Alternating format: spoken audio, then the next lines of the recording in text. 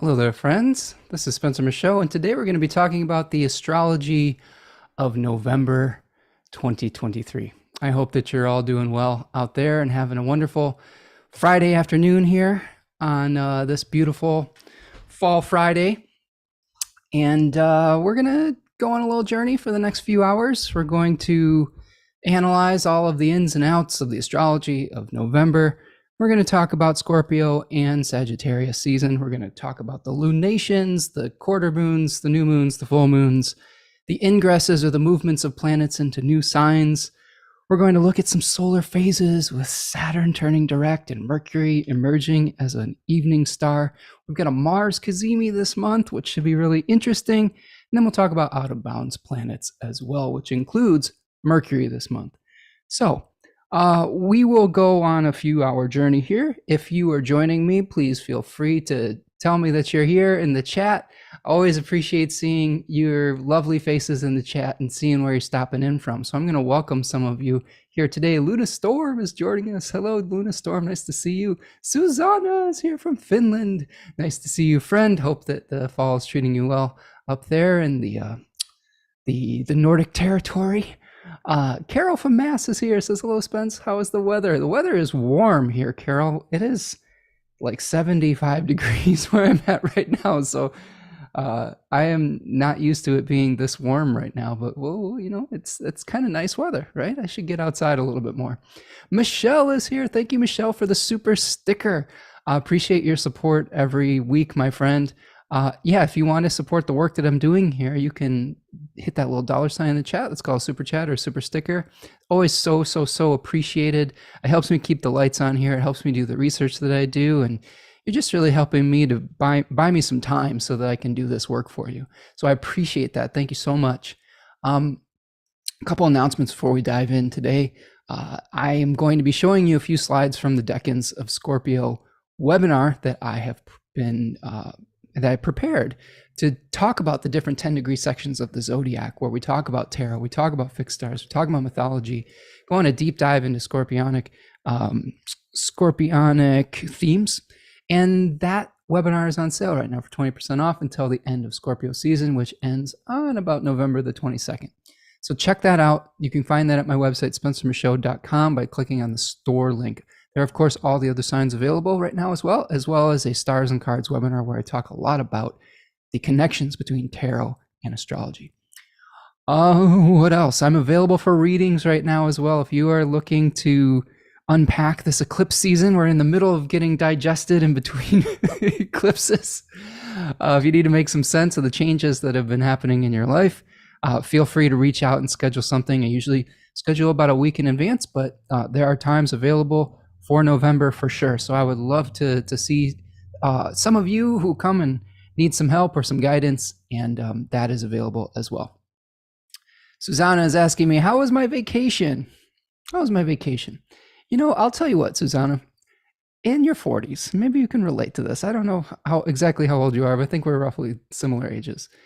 In your 40s, when you take a vacation, it seems like you're just trying to catch up on like the rest of your life, like all of the chores and work that you couldn't get done and while you were trying to do the job that you were doing to make money, and but there's all these chores for like your house and other parts of your life. That's sort of how my vacation went, I think. Although I will say I had a really nice day out of the 7 days that we took off together with my beautiful partner, Tanya Andrews, where we went to a pumpkin patch and an apple orchard.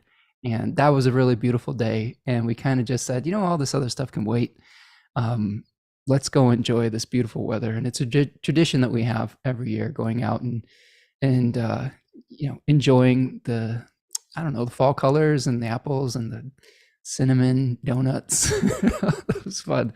It's a place called Alber's Orchard in Manchester, Michigan. I highly recommend it. It's super cool. I've been going there for, oh my goodness, I thought it was 10 years, but it's more like 17 years. So we go every year, and they have this little growth chart with an apple on it where you can, if you have kids, you can measure how tall they get over the course of the years. And I remember having some pictures of my daughter when she was, probably 2 years old. She's almost 20 now. So it was fun. That was a nice experience. So yeah, feeling pretty good. Feeling pretty good, Susanna. I hope that you've been able to get refreshed a little bit as well, my friend. Prudence is here. Nice to see you, Prudence. How are you doing, my friend? Thank you for supporting the channel. I appreciate you sharing stuff on Instagram as well. It's always such a great gift and blessing when friends help out with sharing and spreading the word about the things that we do here. That makes my life so much easier. So thank you for that, my friend. Jennifer is here. Says hi from Ann Arbor, Michigan. Finally made it back to a live vid. Been very busy eclipse season. Amen to that, Jennifer. And Jennifer, you're in local, so you should check out Albert's Orchard out in Manchester. It's pretty sweet. Let's see. Susanna says, I'm 9 years older than you. Oh, no. Well, you're still a little spring chicken, Susanna. We're still, young at heart, right? But yeah, different responsibilities when we get into this, midpoint of our lives here where kids are growing up, parents are getting older, and got responsibilities with like your house if you're lucky and all of those things. But there's a lot to be grateful for at this age and this stage of life as well. And you're right, age is just a number. So a lot of it is how young or old you feel. And I'll tell you what, I'm feeling pretty energized today. I got myself all cleaned up before going live, had a nice shower, cleansing my energy, grounding myself in the waters of shower Lake Minnetonka and feeling good today. Got some nice solar kind of things on today. I got some Regulus oil from our fun friends Sphere and Sundry. I got some new Denibel Getty oil that's the yang version of that, which I highly recommend.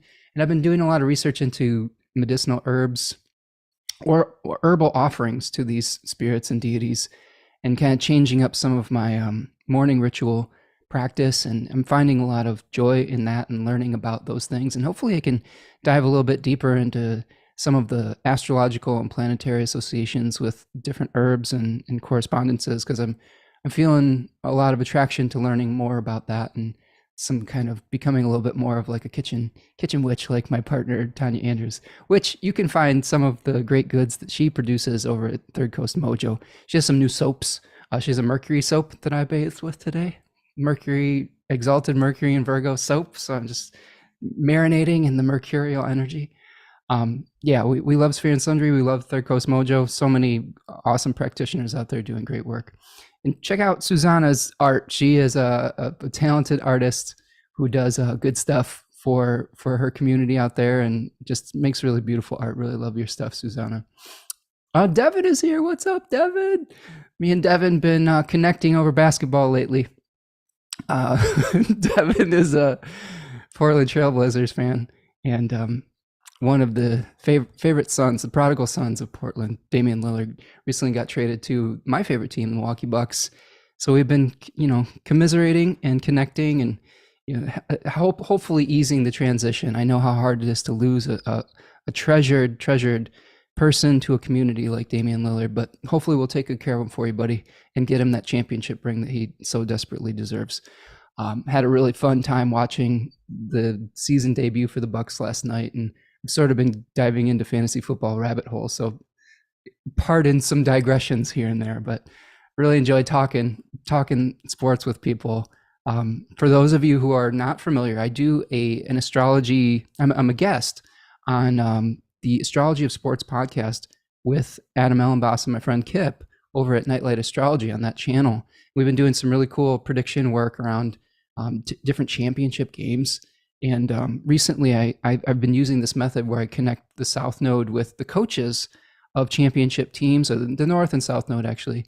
And I saw some really interesting patterns about the Texas Rangers this year at the very beginning of the baseball playoffs. And some of that is starting to play out. So I'm feeling really good about that. And so check that out on that channel if you're interested in some of the connecting some of these movements in the sky with your favorite sports team. I have fun with it. I mean, with all the stuff going on in the world and all the challenges, it's nice to have a little diversion every once in a while from the heaviness.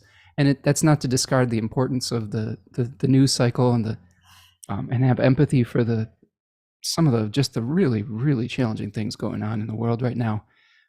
But it is nice to find joy where you can find it, and to share that with others if you can. Okay. Yeah, Devin says, good Venus day to Spencer and to all the Spencer hearts here. I love it. Thanks, Devin. Uh, oh, yes, Team Spencer. Maybe that's where we're at. We're on Team Spencer Michaud astrology right now, my friend. Um, oh, Devin says it's been fun watching you see his magic. Yes, Devin. Devin is enjoying, the me getting to witness the brilliance of Damian Lillard firsthand for really the first time. I knew he was a good player, but when you're a fan of a team, it's a little bit different, and you get to really just see how great they can be. So thanks, Devin, for loaning him to us for a while. He'll always be a trailblazer, but like, hopefully everyone wins here. Hey, Julene, how you doing, my friend? Julene's another one of my sporty friends. Those Cardinals are surprising this year, aren't they, Julene? And those Diamondbacks, right? So you're in Arizona. The Diamondbacks are surprising people this year. Also, they came up as a really interesting tarot card. I did a tarot card spread for the baseball playoff teams. I did like 8 tarot cards, and the Rangers got the Emperor upright, and I believe the Diamondbacks had something else good. They were one of 3 teams that had a good upright card. So interesting to see how divination can play out with just something like a sporting event. Prudence says, love baking with dandelions in the spring. Feels so nice to get in touch through plants in practical ways. I agree, Prudence. I've been doing some research on some, and I promise we'll get to the astrology in a minute here. We just need to catch up as friends, right? We need to just get excited about what we're all doing together. Prudence, I've been researching some of the herbal associations with Denebogeti, with Regulus, and with Asclepius. Those are 3 that I work with a lot lately. Denebogeti being a fixed star that is in the tail of Capricorn, the goatfish, and it's actually in tropical Aquarius right now, 23 degrees Aquarius. So I've been working with some of the herbs associated with that, Asclepius herbs. I've been really appreciating marjoram or majoram. I don't know if that's however you pronounce it, and combining that with some white sage, and there's been some really just awesome things that have been coming out of that, and maybe offering the right thing to the spirits. I think that's the thing. Some of my rituals have gotten a little stale recently. I don't know if any of you experienced this, where you kind of go through the motions sometimes with some of either your prayers or your spiritual rituals, and it's good to shake it up every once in a while.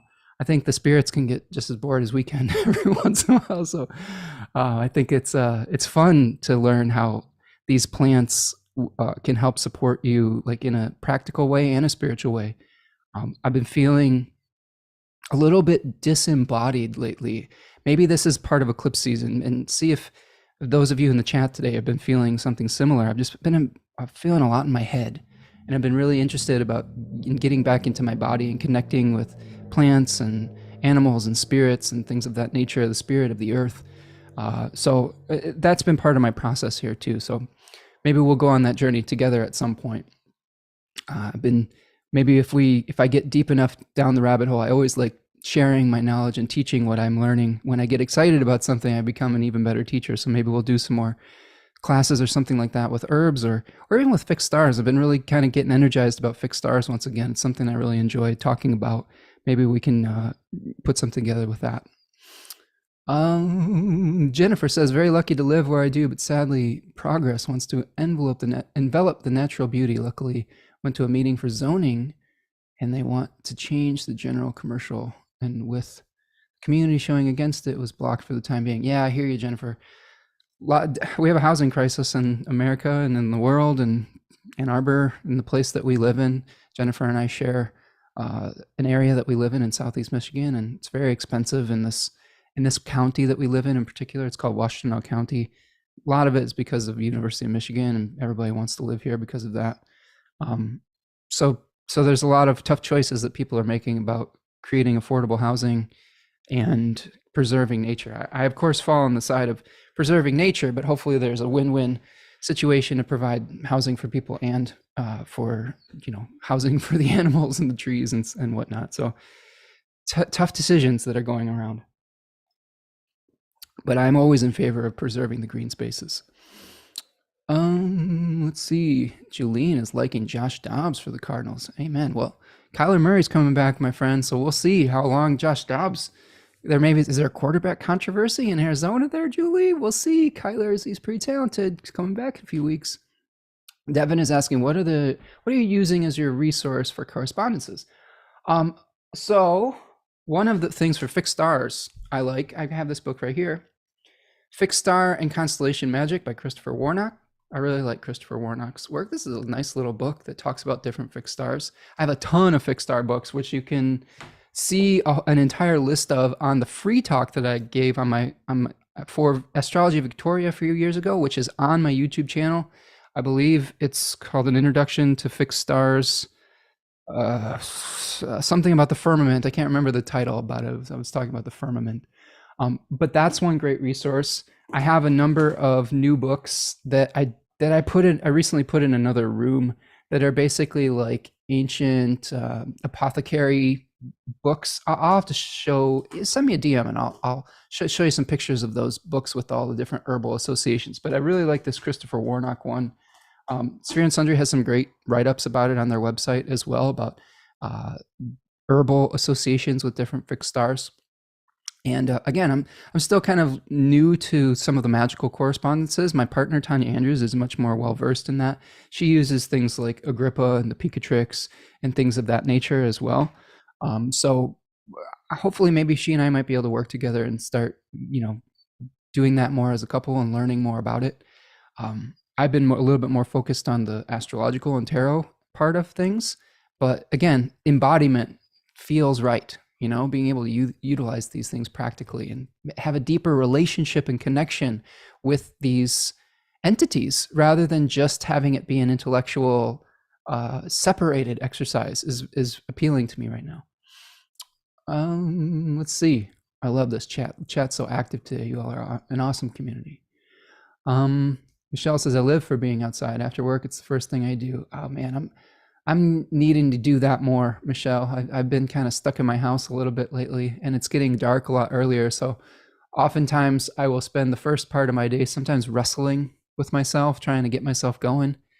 And then I do a lot of work in the afternoon, and by the time I'm ready to get outside, it's dark. So I need to change maybe my routines a little bit here.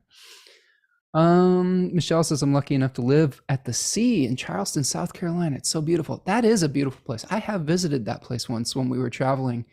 My mom, when she was with us, used to live in the Florida Keys for half of the year, actually. And we would drive down there sometimes, and we stopped in Charleston one year, and it was really beautiful. A lot of beautiful kind of Gothic architecture, a lot of history in that place. Really beautiful place. Prudence says, Devin, for the plants. Charles Obert has a bunch listed in Classical 7 Plants. Ooh, that's a good one. I have that book. Thanks for that tip, Prudence, because I'll have to check that out too. I love Charles' little book there. It's a really great book. It's a little light green book where they have a lot of planetary correspondences and whatnot. Devin says, let's see. Oh, I'm sorry, I'm missing a couple here. I love just reading all of your comments. Rachel says, landing in late, but great to join you all on this live from Ireland. Nice to see you, Rachel. Welcome, my friend. I love it when our international friends are stopping in. Devin says, yes, I'm constantly trying to focus on the physical aspect of the firmament and our Mother Earth, how everything is connected at the lived level. Hallelujah to that, Devin. I agree with you. Like the Taurus parts of our charts, we share some Taurus placements. It is, embodying that wisdom is super, super important, especially as we get more and more disconnected, as we live more of our lives online and through our phones and through our computers and things like that. Embodiment is going to be almost like a rebellious act on some level. So viva la revolution when it comes to appreciating the earth and the body. Let's see. Yeah, Michelle moved there to get from New England to get out of the winters. Ooh, yes, it seems like a wonderful place. Jennifer says, I can get behind progress if it's done with beauty and values involved. Yeah, we have to think about our ethics when it comes to changes that we want to make in the world, right? That's a tough one, especially as astrologers. We think about things as cyclical, and we've been, I don't know if it's a myth of progress, but we get attached to endless growth. I think we can make progress as human beings if we appreciate the breathing cycles of growth and decay, right? Of having to build things up and allow things to rest and to return back to the earth when they're no longer of service. The mistake that we've really gotten into is just growth, go all the time. And that can lead to some really, really damaging and challenging circumstances within our communities. Julene is talking Kyler Murray. He's talented, but I don't think he's a leader. He's young. I think he will go next year. Wishful thinking brings Brock Purdy back to his home state. Well, we'll see. He's got a job over there in San Francisco. It's a pretty good situation, Julene. It's fascinating that Kyler may have leadership challenges. He's a Leo sun, which is that's something you wouldn't normally think about with a Leo sun, maybe having some leadership challenges. But from what I've observed with Kyler, he does seem to want what he wants, and maybe there's some challenging things with connecting with his teammates and connecting and being part of a group and a community. So that can always be a downside of some Leo placements for sure. So we'll see what happens. Okay, friends, let's start diving into some astrology. Love hearing about your lives, keeping up with things. We are recording this under the auspices of a void of course, Hellenistic void of course moon, so we may wander a little bit, but we'll get to what we need to get to. So a couple big picture thoughts for this month. Saturn stationing direct, 0 degrees of Pisces. Saturn's been retrograde for a few months now.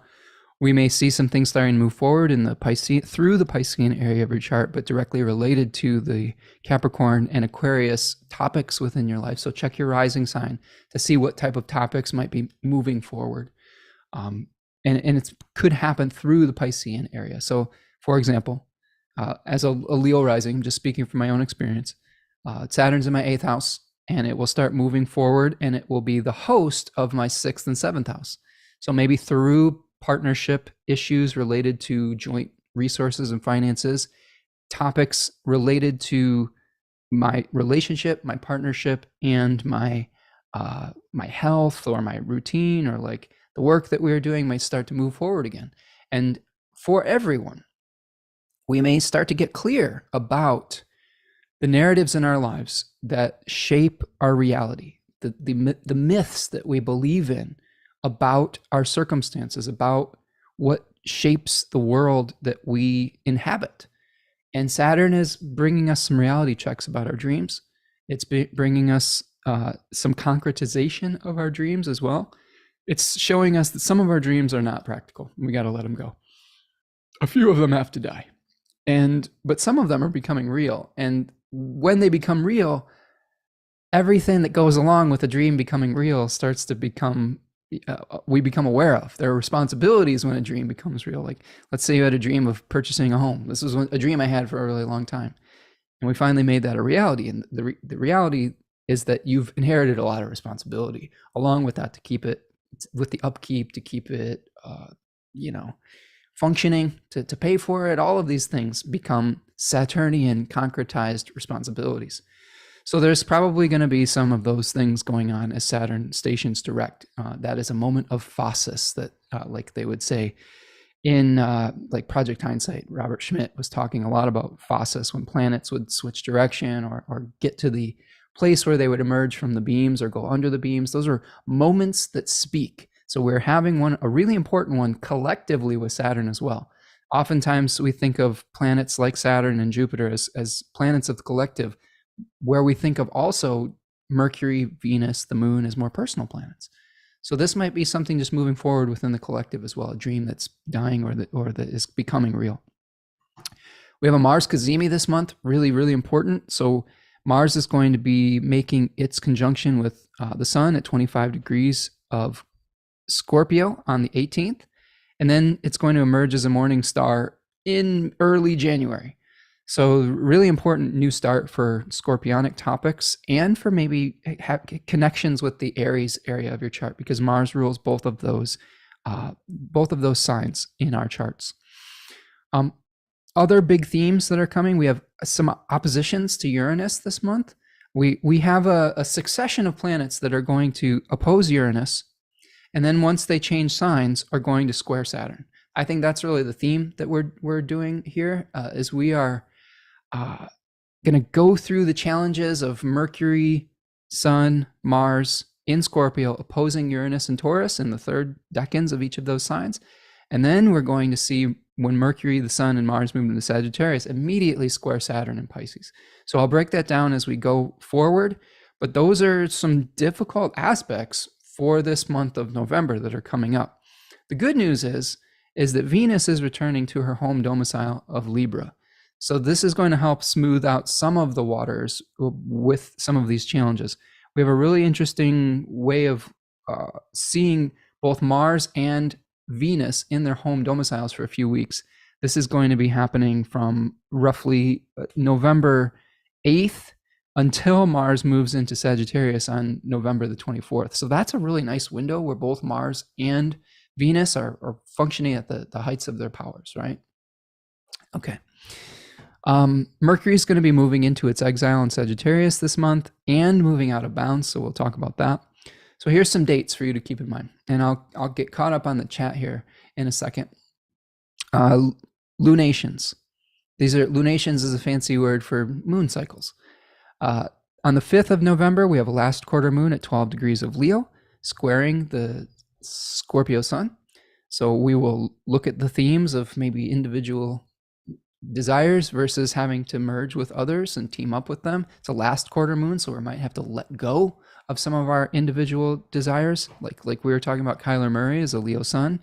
You know, for him to be a successful professional, he may need to maybe start being more of a team player potentially. And Julian can speak to this more than I'm seeing in the chat. She says that's the problem. He forgets he has a team behind him. Exactly. He tries to do it all himself, right? Sometimes this is a problem with people who have strong solar signatures, is they feel like they need to dominate. They feel like they need to take on the weight of responsibilities, where, you know, with Scorpio, it's all about merging energy with others. This is one thing that, if you'll forgive me for another sports digression, but I see the world through the lens of sports and astrology quite often. Giannis Antetokounmpo, who plays for the Milwaukee Bucks, amazing player.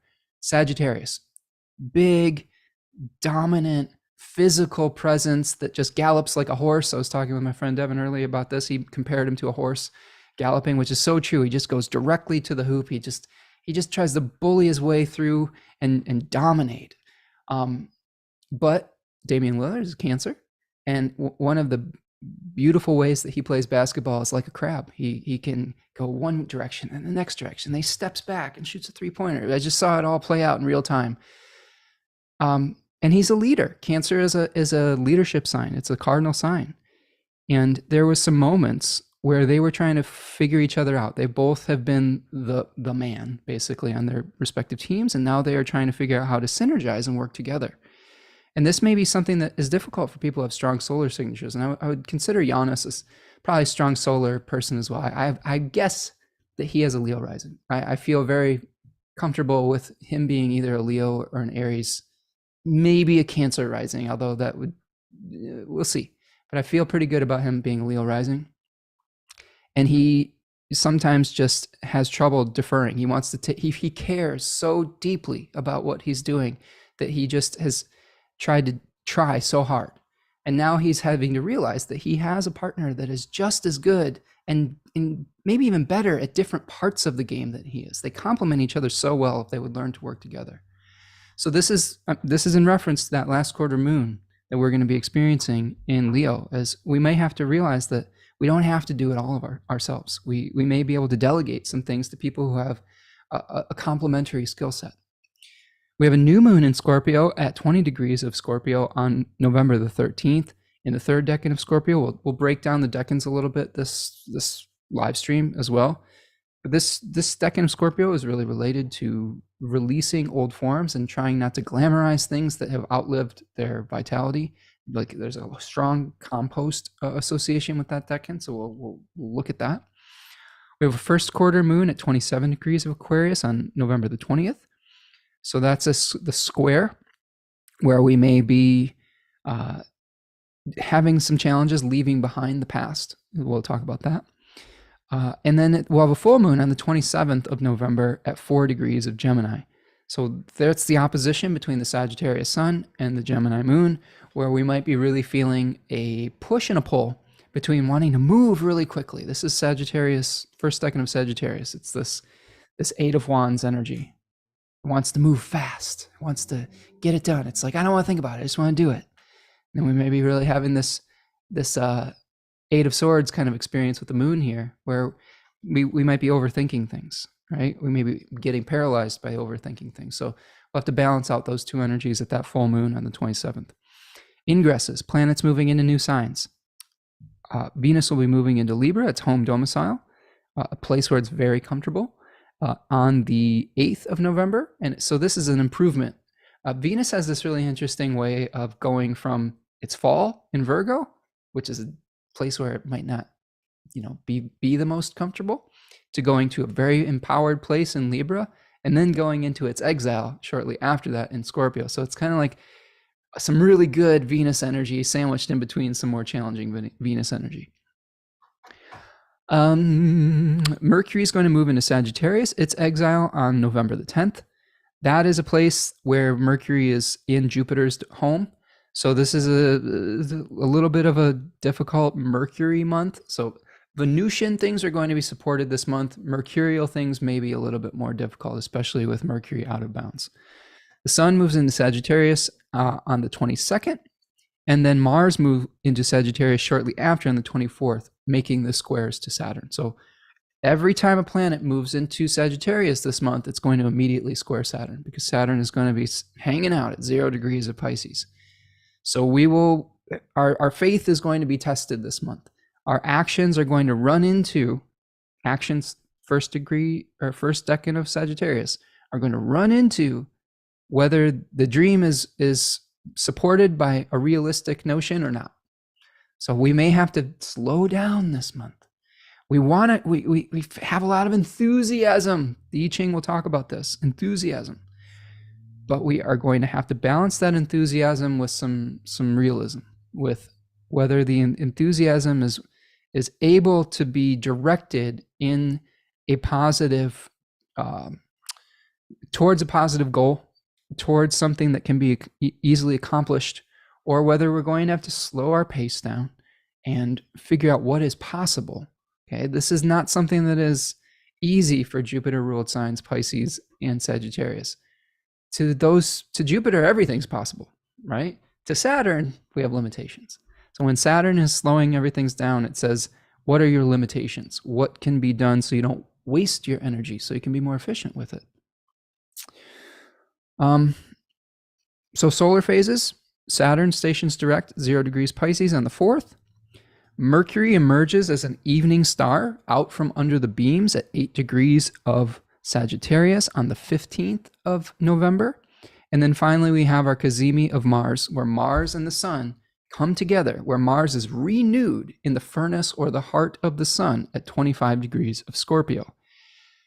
That's a really powerful infusion of new energy for Mars ruled significations. So we'll break that down. Mars will emerge as the morning star from out from under the beams. We'll start to see the results of some of the infusion of this energy at 3 degrees of Capricorn. Really powerful, exalted place for Mars on the 9th of January 2024. Out of bounds planets. The moon is going to be out of bounds from the 30th of October to November the 4th. This is where the planet is sort of outside the normal path of the sun in relationship to the ecliptic. Long story short, it's like that planet isn't following the normal rules of society. It's not necessarily a bad thing. It just means that planet is acting sort of as a maverick going to potential extremes of its signification. So when you see the moon out of bounds, it can sort of be related to feeling extremes in emotions. Our bodies may not be feeling the way that they normally do. I always try to check in with my body during moon out of bounds periods, because I might be eating too much, or I might not be taking care of my body the right way, or I might be overdoing it, like pushing it too hard or something like that. So 30th of October to November 4th, the 13th of November to November 18th, the moon will also be out of bounds. And then we're going to have Mercury moving out of bounds from the 15th of November all the way until December 14th. So our communication styles are going to be different, are a little bit extreme. And Mercury is going to be in Sagittarius during most of that out of bounds period, if not the whole entire one. So we may be really passionate about our ideas to the point where we're getting a little bit militant about them and sharing our own personal philosophy, belief, and point of view. Mercury functions at its best when it asks questions, when it allows for multiple points of view. So I would be very, very careful in mid-November about getting hyper fixated on your own belief system. And we're going to see this in the world too, where people are going to start to get really, really attached to like pontificating about the way they see the world and trying to get other people on board with it. And that can lead to some very challenging circumstances. We're seeing a lot of this play out in the news where people have a certain belief right now and they're so feverishly attached to it that it leads to a lot of destruction. And the communication that should be happening between parties, it's non-existent. So some of that might get ramped up in the middle of the month, but hopefully if we are able as individuals to understand that that is a possibility, maybe we can avoid some of the worst outcomes as individuals in our personal lives and try to add to the collective of harmony and peace from just our own inner core center. I think that's really important. I think when we are inundated with challenging circumstances in the collective, it's very important to stay centered personally so that we can maintain our equilibrium, so that we can react to crisis from a place of maturity, a place of centeredness and groundedness, so that we're not adding to the crisis consciousness. We are trying to help restore peace and equilibrium. This is a value that I take very seriously. And I really do believe that by keeping and maintaining our own peaceful center, we will be adding peace to the mix, even though there might be things that are outside of our control that we really may have little ability to change. Just by being peaceful, we're going to make better decisions in the moment. We're not going to be adding to the collective chaos, grief, etc. Doesn't mean we ignore the things that are going on. We want to have empathy for those things, and we want to do what we can to alleviate the suffering of others. But I really do think it's important to maintain a harmonious center around these kind of things, because a lot going on right now in the world, a lot of challenging things going on. The moon will then be out of bounds from November the 26th to December the 1st. So that's our last out of bounds for this month. Keep in mind Mars. I want you to keep this on your radar. Mars is going to move out of bounds from November the 24th through the January the 20th of 2024. Pretty much its entire time, pretty much through Capricorn sun season, we're going to see Mars out of bounds. So this could be a pretty challenging Capricorn season, especially because this is one of the last hurrahs for Pluto and Capricorn while the sun is in Capricorn. So kind of buckle up for that. But again, try not to get too destabilized emotionally around it, because we're going to need clear heads, I think, moving forward. Okay, let me check in on the chat. That's our overview. Now we're going to get into the daily and analysis. Tracy's here. Nice to see you, Tracy, joining a bit late from West Sussex, UK. Nice to see you, friend. The temperatures are dropping fast, Luna Storm says. We are getting the first freeze. Oh my goodness. Where are you located again, Luna Storm? I'm trying to remember. Are you in California? I don't remember. It's hard for me to keep track where everyone is. I know I have a pretty good memory. Michelle says, unfortunately, duty calls. Peeps, wonderful weekend watching the replay. Oh, Michelle, well, thank you for stopping in, and thanks again for the super chat. Again, friends, one of the easiest things you can do to support the channel is make sure you hit that like button on this video. It helps the algorithmic gods, toss us out to more eyeballs. Make sure you subscribe to the channel and the newsletter and the Third Coast Mojo newsletter, both Spencer Michaud Astrology newsletter and Third Coast Mojo newsletter. But you can also do a super chat or a super sticker. That's a donation that you make during the live stream. It really does help me keep the lights on here, or you can make a donation after the fact at Buy Me a Coffee or buymeacoffee.com, or at PayPal me or Venmo, whatever it is, wherever you want to toss a few bucks this way. Wouldn't say no. I'd be grateful. But Michelle is always a really great supporter of the show. So Michelle, thanks again for your support. Devin Malone says, the last time Mars and the Sun were kazimi in Scorpio was 1991 during the Gulf War and many other challenges like the culmination of the AIDS epidemic. Ooh, good catch, Devin. That sounds like a hard time. I was thinking about 1991 because I do believe I had a cursory look at the last time this was going on, but I appreciate your detailed catch of that. I remember that I was 11 years old at that time, and there's a lot of changes going on in my domestic situation. I was trying to think what was going on in my life. I was 11. It was in my fourth house, and there was a new start happening with my family. My mom had just gotten kind of a new relationship. She had gotten divorced and got a new relationship with someone who later became my new stepfather.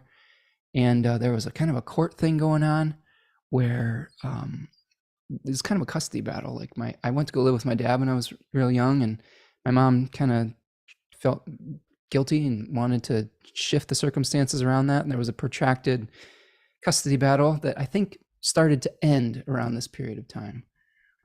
So maybe even an ending to conflicts potentially could be the beginning of an ending. Like maybe that's something that we can look forward to. Again, there was probably a lot of stuff going on in the world around, like Devin's pointing out with the Gulf War. But maybe it's a peak of our conflicts where we start seeing some more peace returning. That's interesting to see that. And thanks for doing that research for us, Devin. Jennifer says, we just had the first freeze here in Michigan last week. Yeah, it's been a little bit up and down in Michigan, Jennifer. We've had some really cold days and rainy, gloomy days. I've been a little depressed during this eclipse season. It's just felt a little unmoored. But then we have these really beautiful 70-degree days, and it's very it's not super consistent. So this is just kind of what happens now this time of year. You get freezes, you get kind of summery type of days too.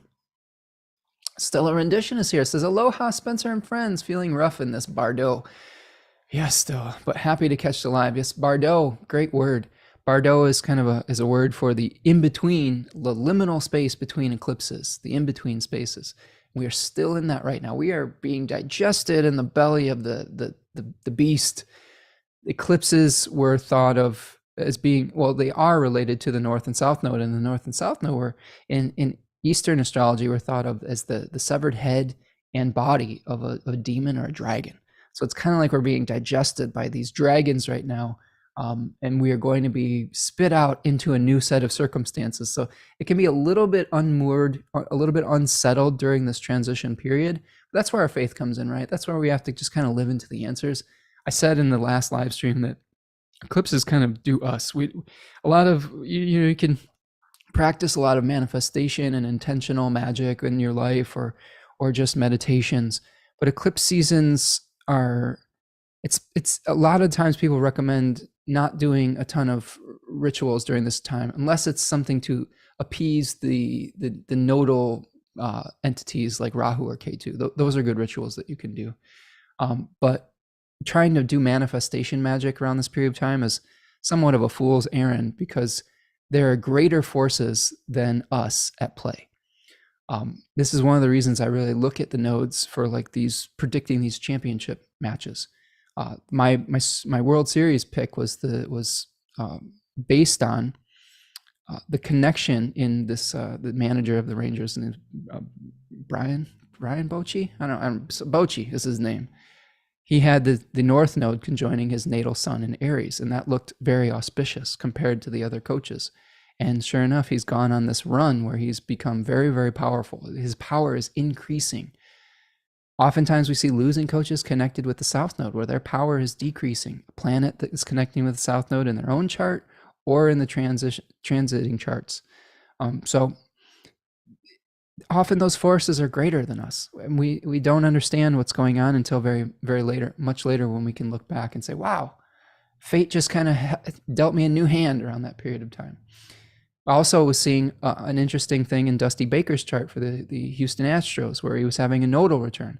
And I didn't see him winning, but I saw a potential big change in his life, a culmination of sorts at a nodal return. And sure enough, he retired. So that was a big, big change in his life, where he was coming to the culmination of his career and moving on to something different. Oh, Luna storms in Washington. Okay. Gotcha. Yeah. It's getting chilly out there, huh? Jennifer says, such an odd word, significantly. What is it about? Why use it for this period? Are you thinking about, oh yes, we were talking about Bardo. Sorry, I'm a little bit behind in the chat. There's a little bit of a delay. So we just talked about Bardo periods, those liminal spaces, right? Susanna says the kazimi will make a conjunction to my Jupiter. Ooh, well, that'll be interesting times. You have to let us know how that goes, Susanna. Jennifer had a daughter born in October of 1991. Okay, so lots going on there. Probably check out if they had Mars kazimi in their chart, Jennifer. Pretty powerful Mars, if so, in Scorpio. Stellar Rendition says it's what Austin Coppock has dubbed this period, but it is reference to the time between a person's death and their reincarnation in the Tibetan Book of the Dead. Ooh, good one, Stellar Rendition. I love that. So that is a good reference for, and good catch with Austin's work. He does amazing work with this. I love that with the connection with the Tibetan Book of the Dead. So we're waiting for a rebirth. We're waiting for the dragon to spit us out or to poop us out on the other side of this eclipse. Reborn as whatever we want to be next. Jennifer says the universe is giving us time to harvest with the temperature fluctuations and to clean out the gutters. Well, we'll see. This is often a time we're just preparing for that, that hibernation, right? And there's a lot of work to be done in that time frame. Okay. Awesome comments here, friends. I love the community. I love that we're putting our heads together to see all these wonderful contributions. Just like Giannis and Dame Lillard, we all have something unique to add, and we are so much more powerful as a group than just individuals trying to barrel our way to the hoop for a dunk. We need to pass the ball a little bit sometimes. Okay, let's start taking a look at the charts. Excuse me. I wanted to share first just a little bit about Scorpio season here. And this is a clip or a slide from my Decans of Scorpio webinar.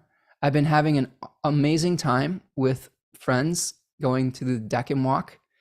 We have a really nice little group that we've been connecting and sharing our stories, our lived stories. I'm on the fence about potentially considering opening up registration again, potentially at the cardinal turnings, at Capricorn season maybe, or at the next equinox in Aries season. Let me know if there's interest in this. If you missed out on the Deccan walk entry point, if there's enough people that might want to get on board, I could be convinced to open that up once again. I'm thinking of it sort of as a pilgrimage, and on pilgrimages, sometimes we have people that, as we are going towards the promised land, we pick up new travelers, and sometimes travelers leave us. And this might be an ongoing offering. I'm really, really excited about how it's been going. We've been looking at each other's charts in the context of the Decans. We've been working on the PDF workbook and answering a lot of questions that we've been thinking about as a collective group, and doing what I've been calling collective storytelling, which is super, super fun. When we can connect these decanic experiences to our lived life in real time, it becomes so powerful in understanding the concepts practically, rather than just seeing them as this amorphous intellectual exercise.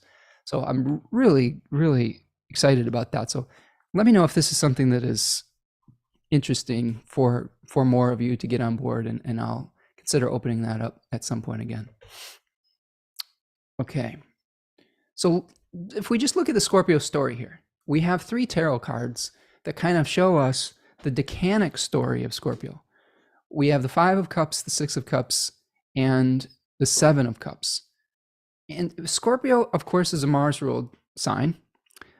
We're going to start the month off in Scorpio 1 with 2 days left in Scorpio 1. We end October. We're in the first decan of Scorpio right now. And the sun gives us a little bit of a spotlight on some of the issues surrounding the individual 10-degree decanic sections.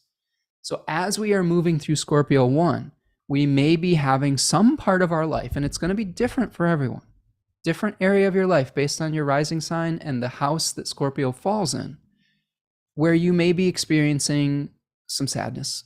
There might be some grief. There might be some awareness of some habits that you need to let go of. There may be some awareness of some hungers and desires for something that maybe isn't as good for you as it should be. I will say during Scorpio, since the sun's moved into Scorpio season, there's a lot of cliches around obsession, right? Getting really fixated, fixed water, hardened water like ice in Scorpio, where we can really, Mars is a planet associated with the lunar sect, where we are subject to instinctual desires. Mars wants to go get something. It says, I want this. I'm going to go get it, right? And they may not always be conscious when Mars is in Scorpio like this and in Scorpio season.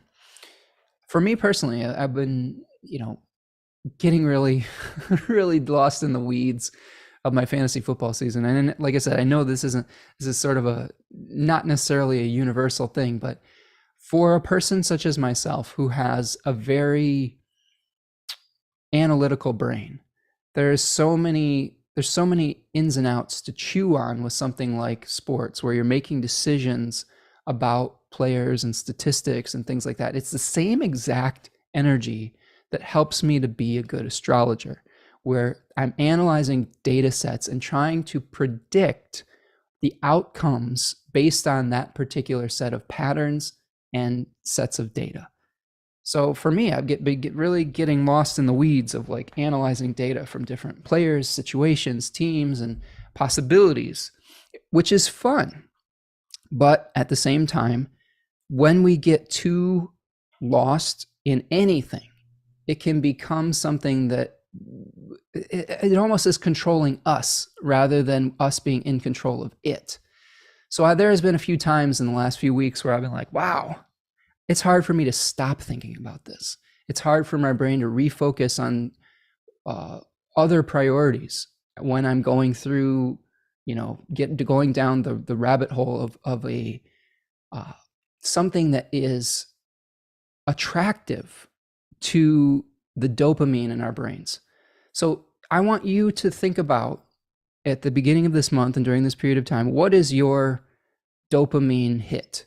Okay, what is your fantasy football in your life? And again, that's just specific to me, but this could be anything. This could be anything that we get fixated on that gives us pleasure. Okay, but then at a certain point, we need to learn to identify whether it is healthy to continue to pursue this. So Scorpio 1 shows us with the sun here where we may be getting obsessed with things that we desire, and having to make determinations as to whether those desires are healthy or unhealthy.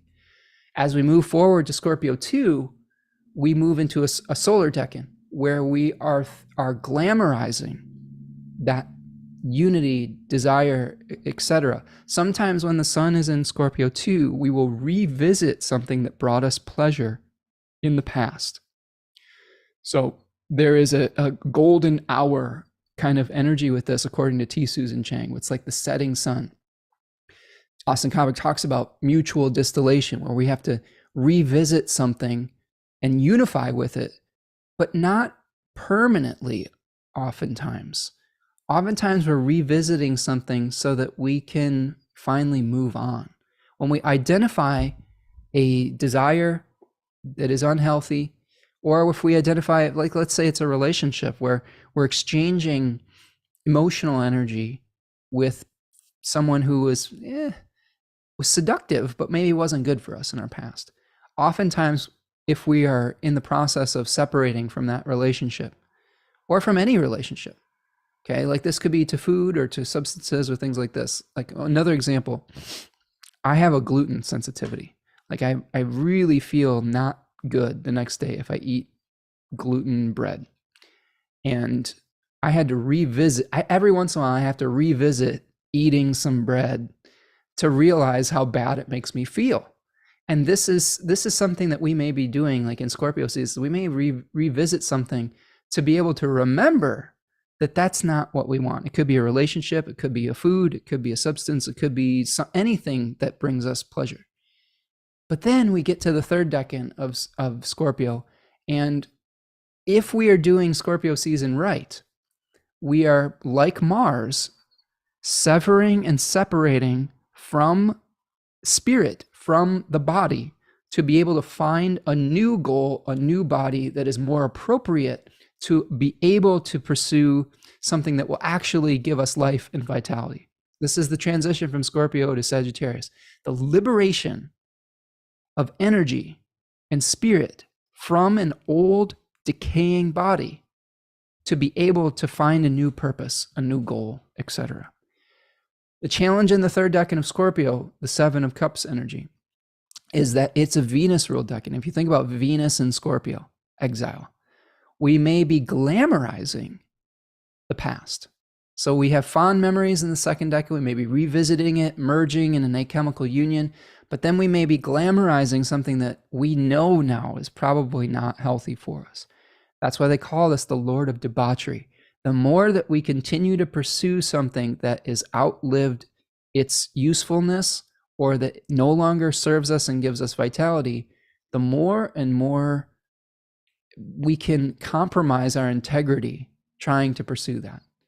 I often compare this decan to like the Norman Bates decan, where like you love your mom so much, but when she has passed, the moment has passed.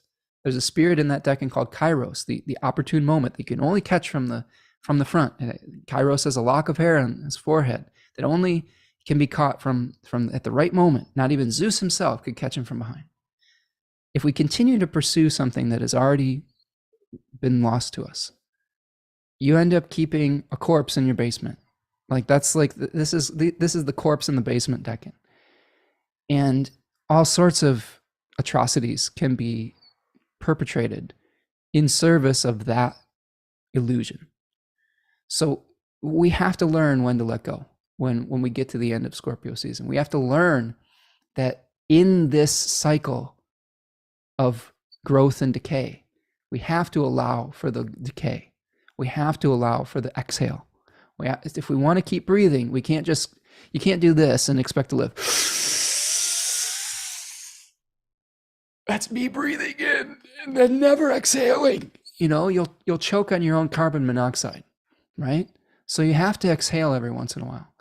And that takes a lot of courage. It takes a lot of strength. It takes a lot of maturity to do so. It is not an easy process. It's not something that we do well often as human beings, depending on our temperament. So that's what we're looking at with Scorpio season. Again, you can get a much more in-depth view of these 10-degree sections with mythology, tarot, fixed stars, etc. Questions for consideration in my Decans of Scorpio webinar that's on sale for the next couple weeks, 20% off. So I'm going to look through the chat just to see if we have any comments or questions.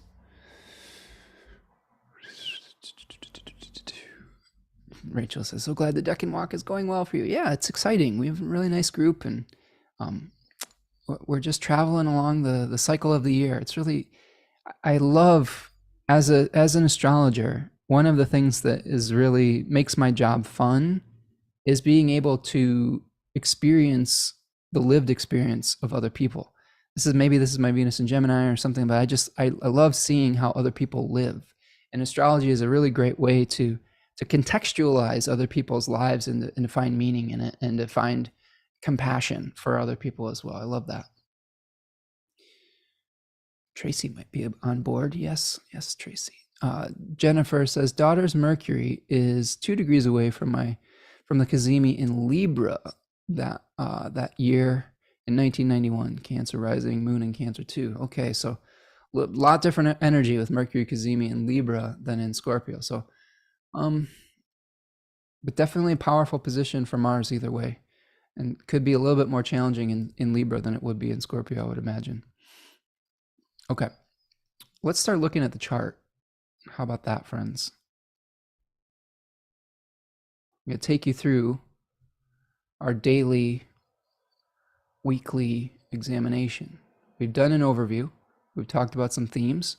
Now we're going to take a look at the chart and help break down some of these individual aspects that we're going to be going through in November. Okay. Oh, Stella says, I wish I could join the Deccan Walk, but really feeling Saturn in my second house. Well, Stella, as an Aquarius rising, I'm imagining, with Saturn in Pisces in the second, if you're using whole sign houses. Good news is that Saturn's going to be going direct in your second house in November. So maybe there will be some changes that will improve your financial situation. Okay, here is November 1st, 2023.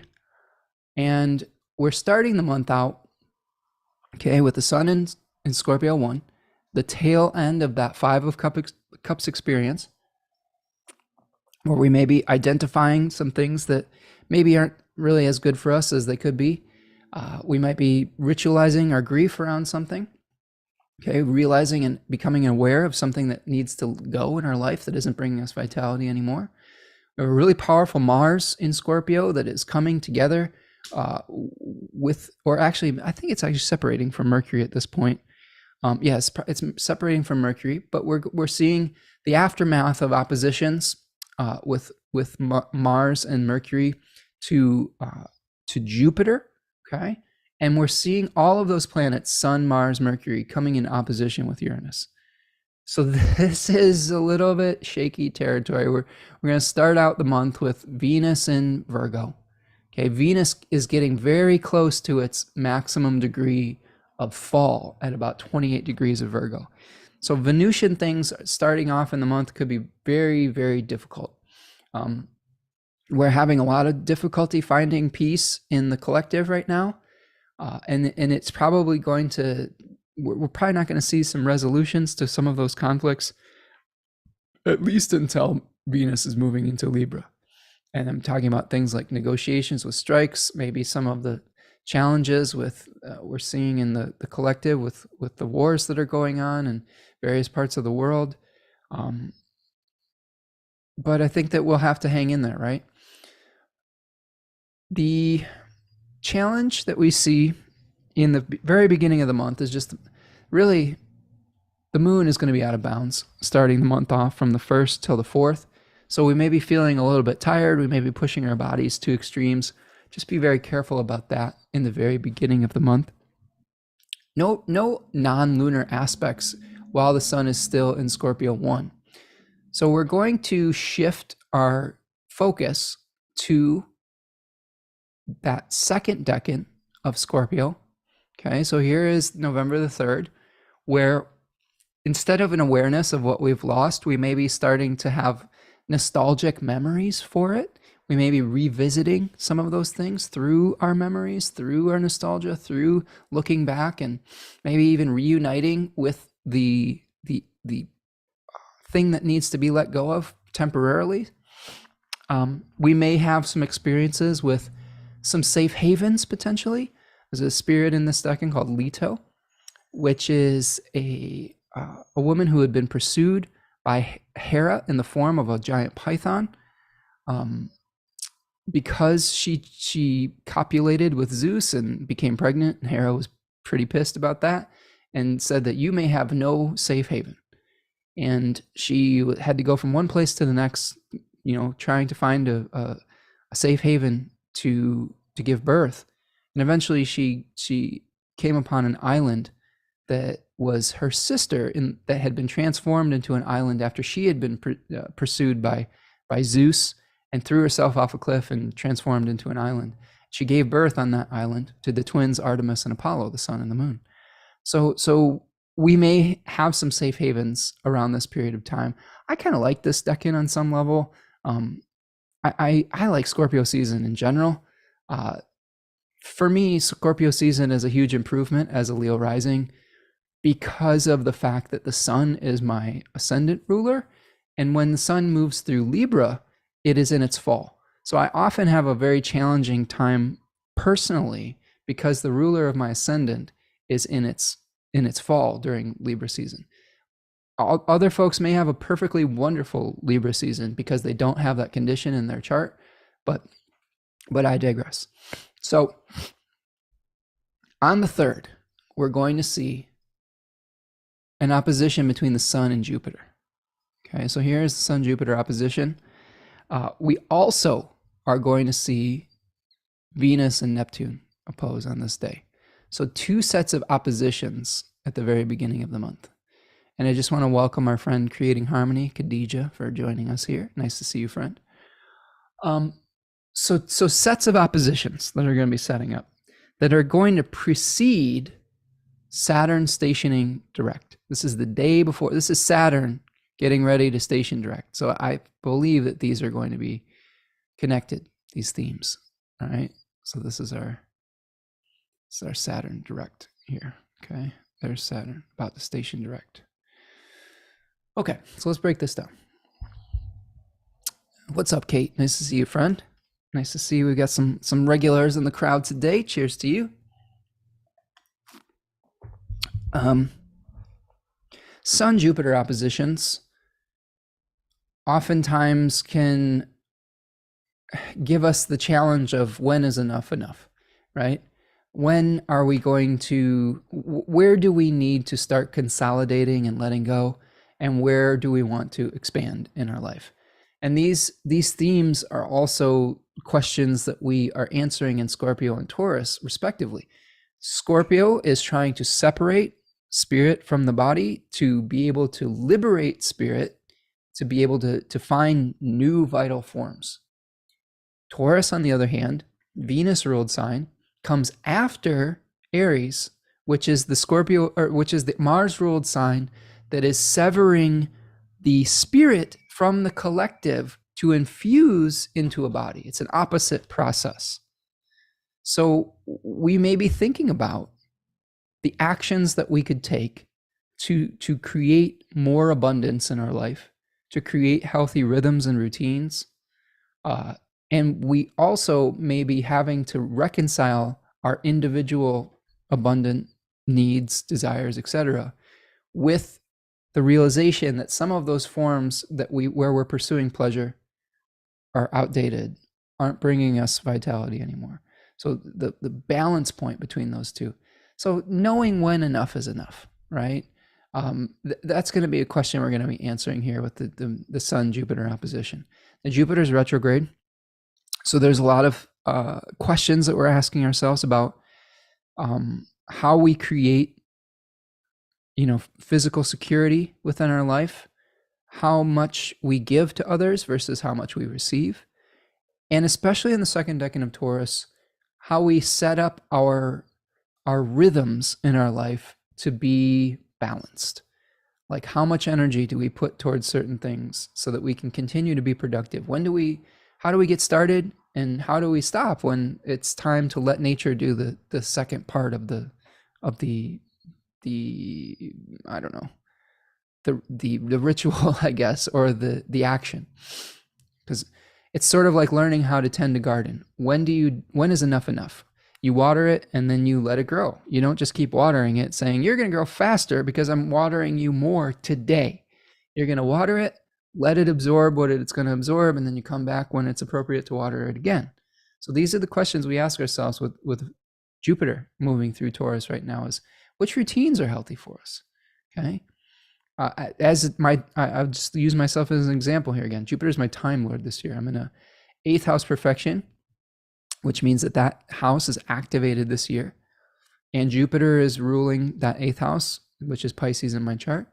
And when Jupiter turned retrograde, I had started incorporating a new winning the week method. I talked about that, like really being very intentional about my time. And just as Jupiter stationed retrograde, my rhythms completely changed. It's silly. I know this is a silly example, but Jupiter stationed retrograde right as the football season started, and it completely changed the rhythms of my day, my week, etc. Because I started paying much more attention to something that was very seductive in my life, and I'm still kind of working through how do I create healthy balance between pleasure and responsibilities.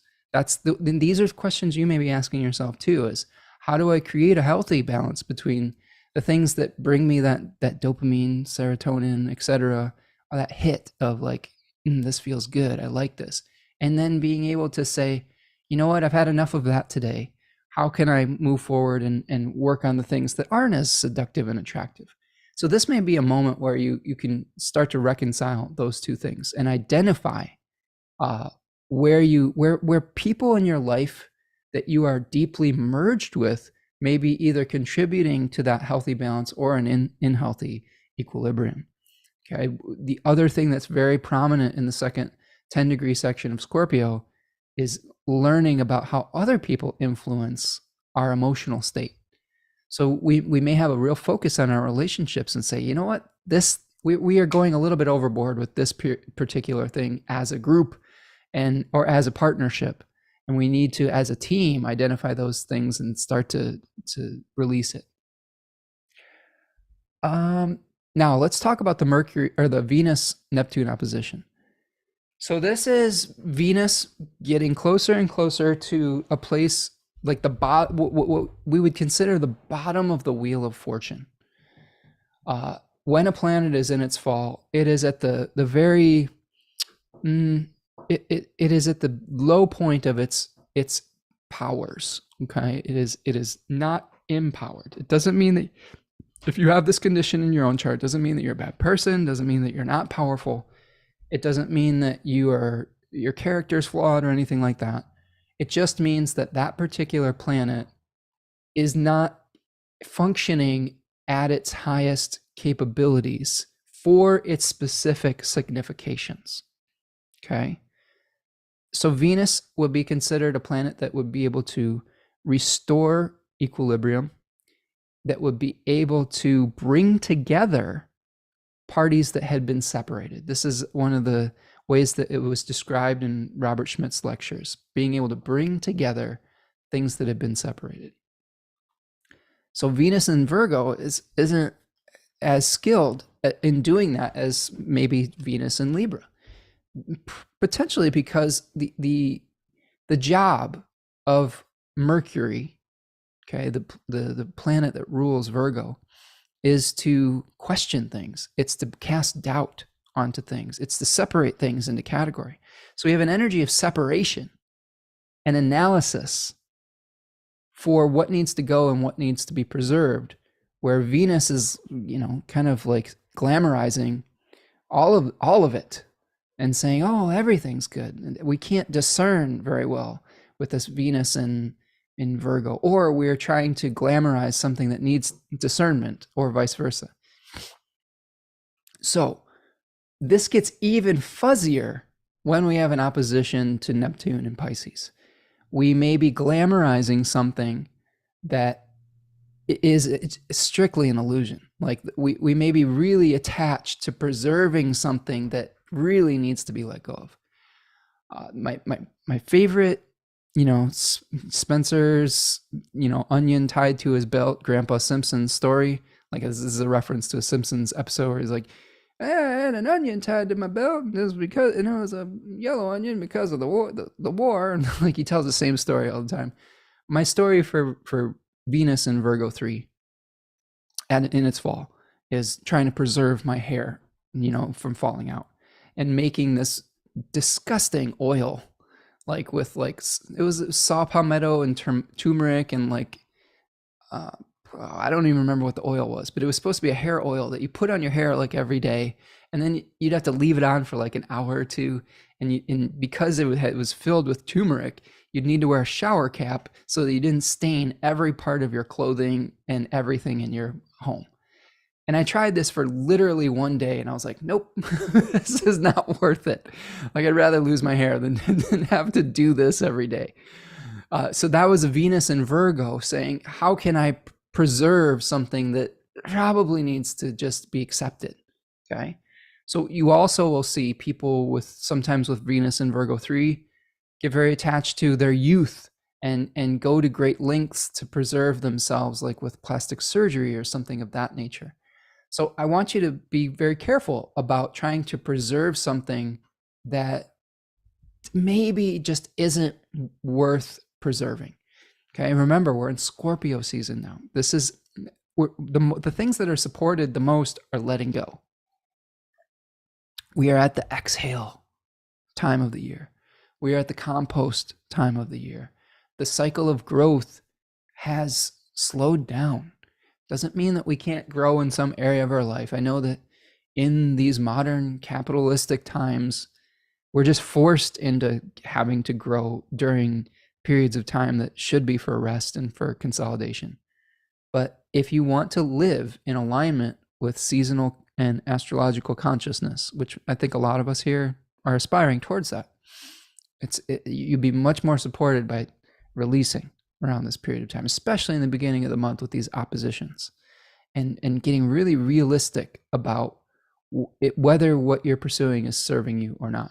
And this is going to be a catalyst, these oppositions, this tension between those two desires, those competing desires, is going to lead into the stationing of Saturn moving direct.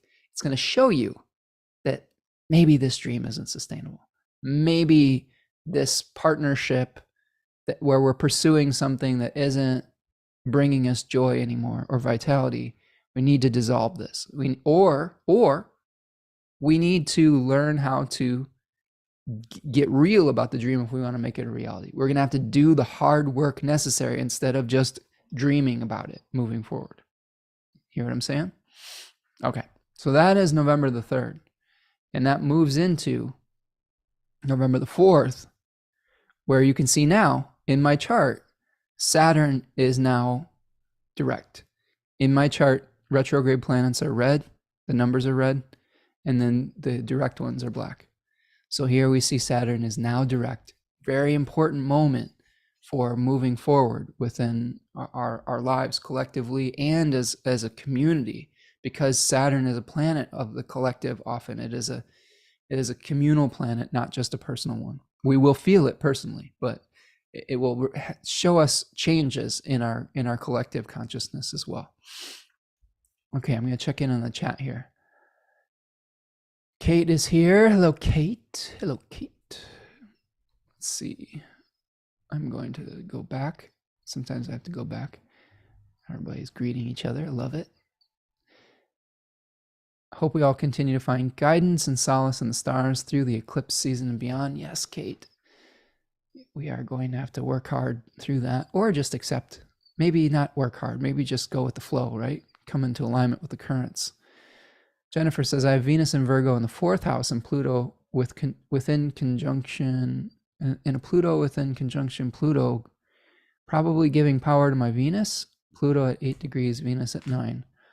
I'm trying to parse out that comment, Jennifer. It's a little bit confusing, but Venus and Virgo in the 4th and Pluto, I don't understand the Pluto part of that. Oh, Pluto is conjoined Venus? Okay, gotcha. I mean, yeah, Pluto, when we have Pluto in our charts, Pluto, I've heard Pluto described very eloquently by a guy named Alan White, I believe his name was, another Project Hindsight guy. It makes very big things small, and it makes very small things big.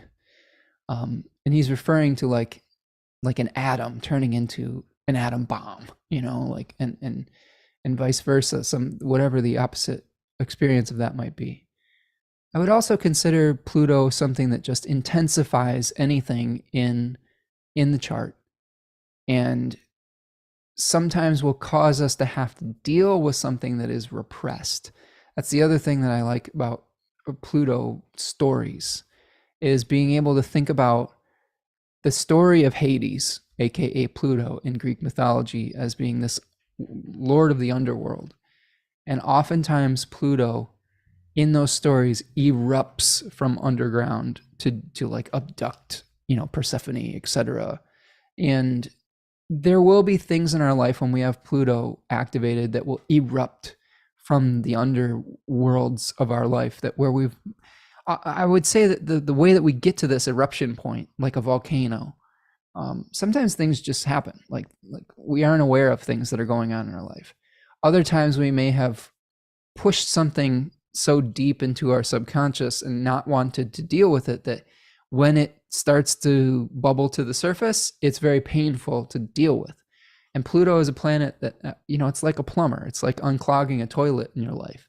And it's never fun, like unclogging a nasty ass toilet, right? But it's necessary. And then when you're done with it, your bathroom's less stinky, or you're able to actually use the toilet. So those are the things I look at with Pluto. It's the painful processes that we're going through to deal with things that we haven't wanted to deal with. For example, in the collective, Pluto is going through the last degrees of Capricorn again. Capricorn 3 is associated with governmental systems and how we wield material power and authority. And we've had some corruption within our government systems, especially in America, where we've been, I don't want to get too far into these weeds because this is where we start to get into divisive political talk. But I think that most of us can agree that we've seen a rise of authoritarian regimes all over the world, not just in America. And we're having to deal with not only the rise of authoritarianism with Scorpio, or with Pluto in Capricorn, but also the widening gap between the haves and the have-nots. So this is something that because we've ignored this problem or have pushed it aside, it is needing a plumber to plunge it out, right? And believe me, I'm not using the metaphors of the extreme hard right of like we got to clear the swamp and crap like that, because I'm the furthest from that type of mentality. If you follow my channel, you know that I'm pretty left-leaning on this channel. But there probably are things that we have to do to make a system of governance that will work for more people than we have now. Because as much as people want to eliminate all the governments and the anarchists in the chat, like, you need to have some sort of agreements with each other to be able to function as a society. So we're going through that kind of like unclogging stuff that just hasn't been working and has been repressed. And we're dealing with, the United States is dealing with their Pluto return, where we are dealing with the repercussions of the challenges of creating wealth on the backs of slave labor, and how do we reconcile that trauma and history that has been created and that we have to come to terms with and repair, right? So it's large, definitely large scale changes. But in our personal charts with Pluto, whenever you have something activated like that, really look towards how can you pay attention to that rather than ignore it. Because when you ignore it, that's when the volcano explodes, right? If you let off the steam and the pressure by actually dealing with it, if you notice that your toilet's running a little slow or something, you can fix it before it gets completely clogged and completely dysfunctional. See what I mean? Okay. Kate says, Spencer's a fellow Leo rising with hair issues. I shaved my head. There were years and many tears while I struggled with my own relationship with vanity and what it means to feel beautiful. Oh, yes, Kate, I like that.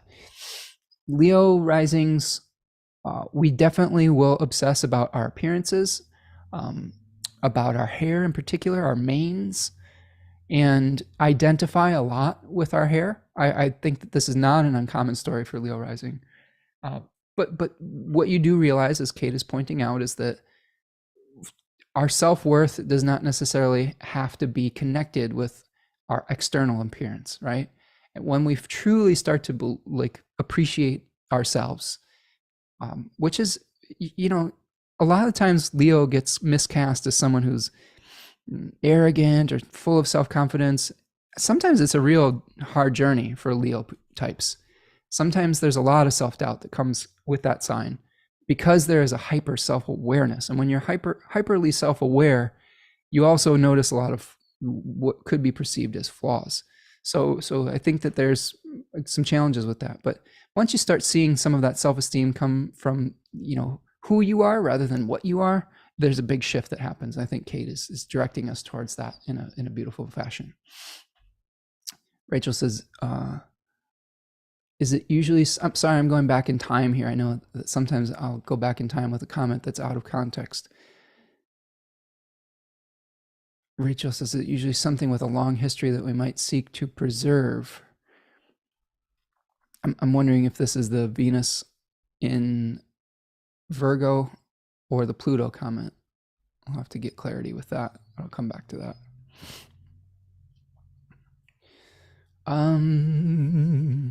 Robin is here. Hello, Robin. Nice to see you. See you, friend. Devin says, no, so many phrases about letting go. Let go, let it be. Let bygones be bygones. It's water under the bridge. Sleep on it. Bury the hatchet. On and on. Oh, those are good. Always, we have so many phrases in our collective, right, that will help us with these necessary changes that are just natural. Kate says, maybe, Rachel, the Neptune in Pisces certainly implies some sort of vision or ideal. Maybe with Venus in Pisces, it's perfection or purity. Yeah, right? So that opposition with Venus and Neptune, we may be glamorizing the process and the how, where Neptune is really trying to connect us with the why. So if we get too obsessed with form, this is where we're talking about beauty, right? Sometimes Venus in Virgo thinks that beauty has to be expressed in a certain way, rather than beauty itself taking many different forms. So this might be helping us dissolve our misconceptions about the form that beauty has to take or pleasure that has to take, right? So that could be something else we're experiencing here. Kate says, I agree, Devin. It can kind of get to be an eclipse to go to. Eclipses can kind of just swoop in and remove things despite any letting go of anything. Yes, I agree with that, Kate. Eclipses are often have a very faded feeling, for sure, that are just bigger waves, tidal waves that we really aren't in control of oftentimes. Khadija says, I'm having a really good time with Mars and Scorpio. Scorpio is my third house in my life. Admin is always S tier when Mars is strong. Okay, wow. Well, I love all these little my life administration is super tier. I like this. When Mars is strong. Mars happens to be conjunct my MC, so I think it's a big part of it. Okay. So yeah, Khadija, with Mars and Scorpio in your third house definitely is our daily habits and routines. I really do not feel that is a sixth house signification. Sixth house is more about injuries, illnesses that require us to change our routines, but third house is the errands and little journeys and communications that we have throughout the day. It's a lunar joy place, right? So Khadija is empowered to be able to do all of those things in her life and administrate her life with that. So yes. One other thing, Khadija, that's interesting about that, since your third house is really empowered with Mars and Scorpio, I will say that my executive functioning day to day has taken a hit since Venus has moved into Virgo, because my third house is Libra. So I'm really excited about Venus moving back into Libra, because I think that is going to help me restore balance and equilibrium to like my daily habits once again. So we'll see how that goes. We'll test it, right? We'll test it and see if that works out for us. Julene is agreeing with some statement that we made at a previous junction in the talk. Kate says, Virgo can also seem medical to me, diagnostic, maybe going from Saturn, opposite Neptune. Opposite is like a denial, definitely. Rachel is referring to Venus and Virgo, trying to preserve. Yes. Trying to preserve things that need to be let go of. Absolutely. Jennifer says, I guess putting out fires in the home regarding home maintenance makes sense. If I don't ignore it, it costs me less in the long run since fourth house Pluto Venus. Right. Yes, Jennifer. So Jennifer is referring to her Pluto Venus conjunction in the fourth house, which will require her not to ignore things in her home that need to be fixed. Yes, and that's how you can work with a Pluto placement in our own charts, is wherever Pluto is at, really don't ignore those challenges. Don't repress those things. Like, just to give you another example, excuse me, is I have Pluto in Libra in the third house. I have had many instances where I have either ignored broken agreements or indiscretions with neighbors or friends where I really should have talked with them and tried to make peace. And I will wait until an issue is festering so much until I actually deal with it, and then I have some kind of blowout with a neighbor every once in a while. I've talked about this in the channel. If you're a regular here, you probably know what I'm speaking of with just territorial issues with my neighbors recently. Those things have been going better, to be honest with you, but those are things like, for example, if you have Pluto in the third house, you need to not ignore situations with neighbors, siblings, etc., or they can blow up on you. Like if you have Pluto in the first house, don't ignore your body. Like if your body is telling you that you need to fix something and to change something, Pluto is change, okay? But it's change on a very deep level. If you ignore that, you are going to there's going to be consequences to that, right? But if you work with it and you embrace the change that is being asked for, you can do good with it, I think. Khadija says we were both looking forward to Libra Venus. That's my Venus return. Amen. Let's do it. I hope your life admin stuff gets straightened out once Venus gets back home to Libra. Me too, friend. It will. We all go through different phases of functionality. I think that fall is always seasonal transitions are always a little bit challenging because your biorhythms change and the days are getting shorter.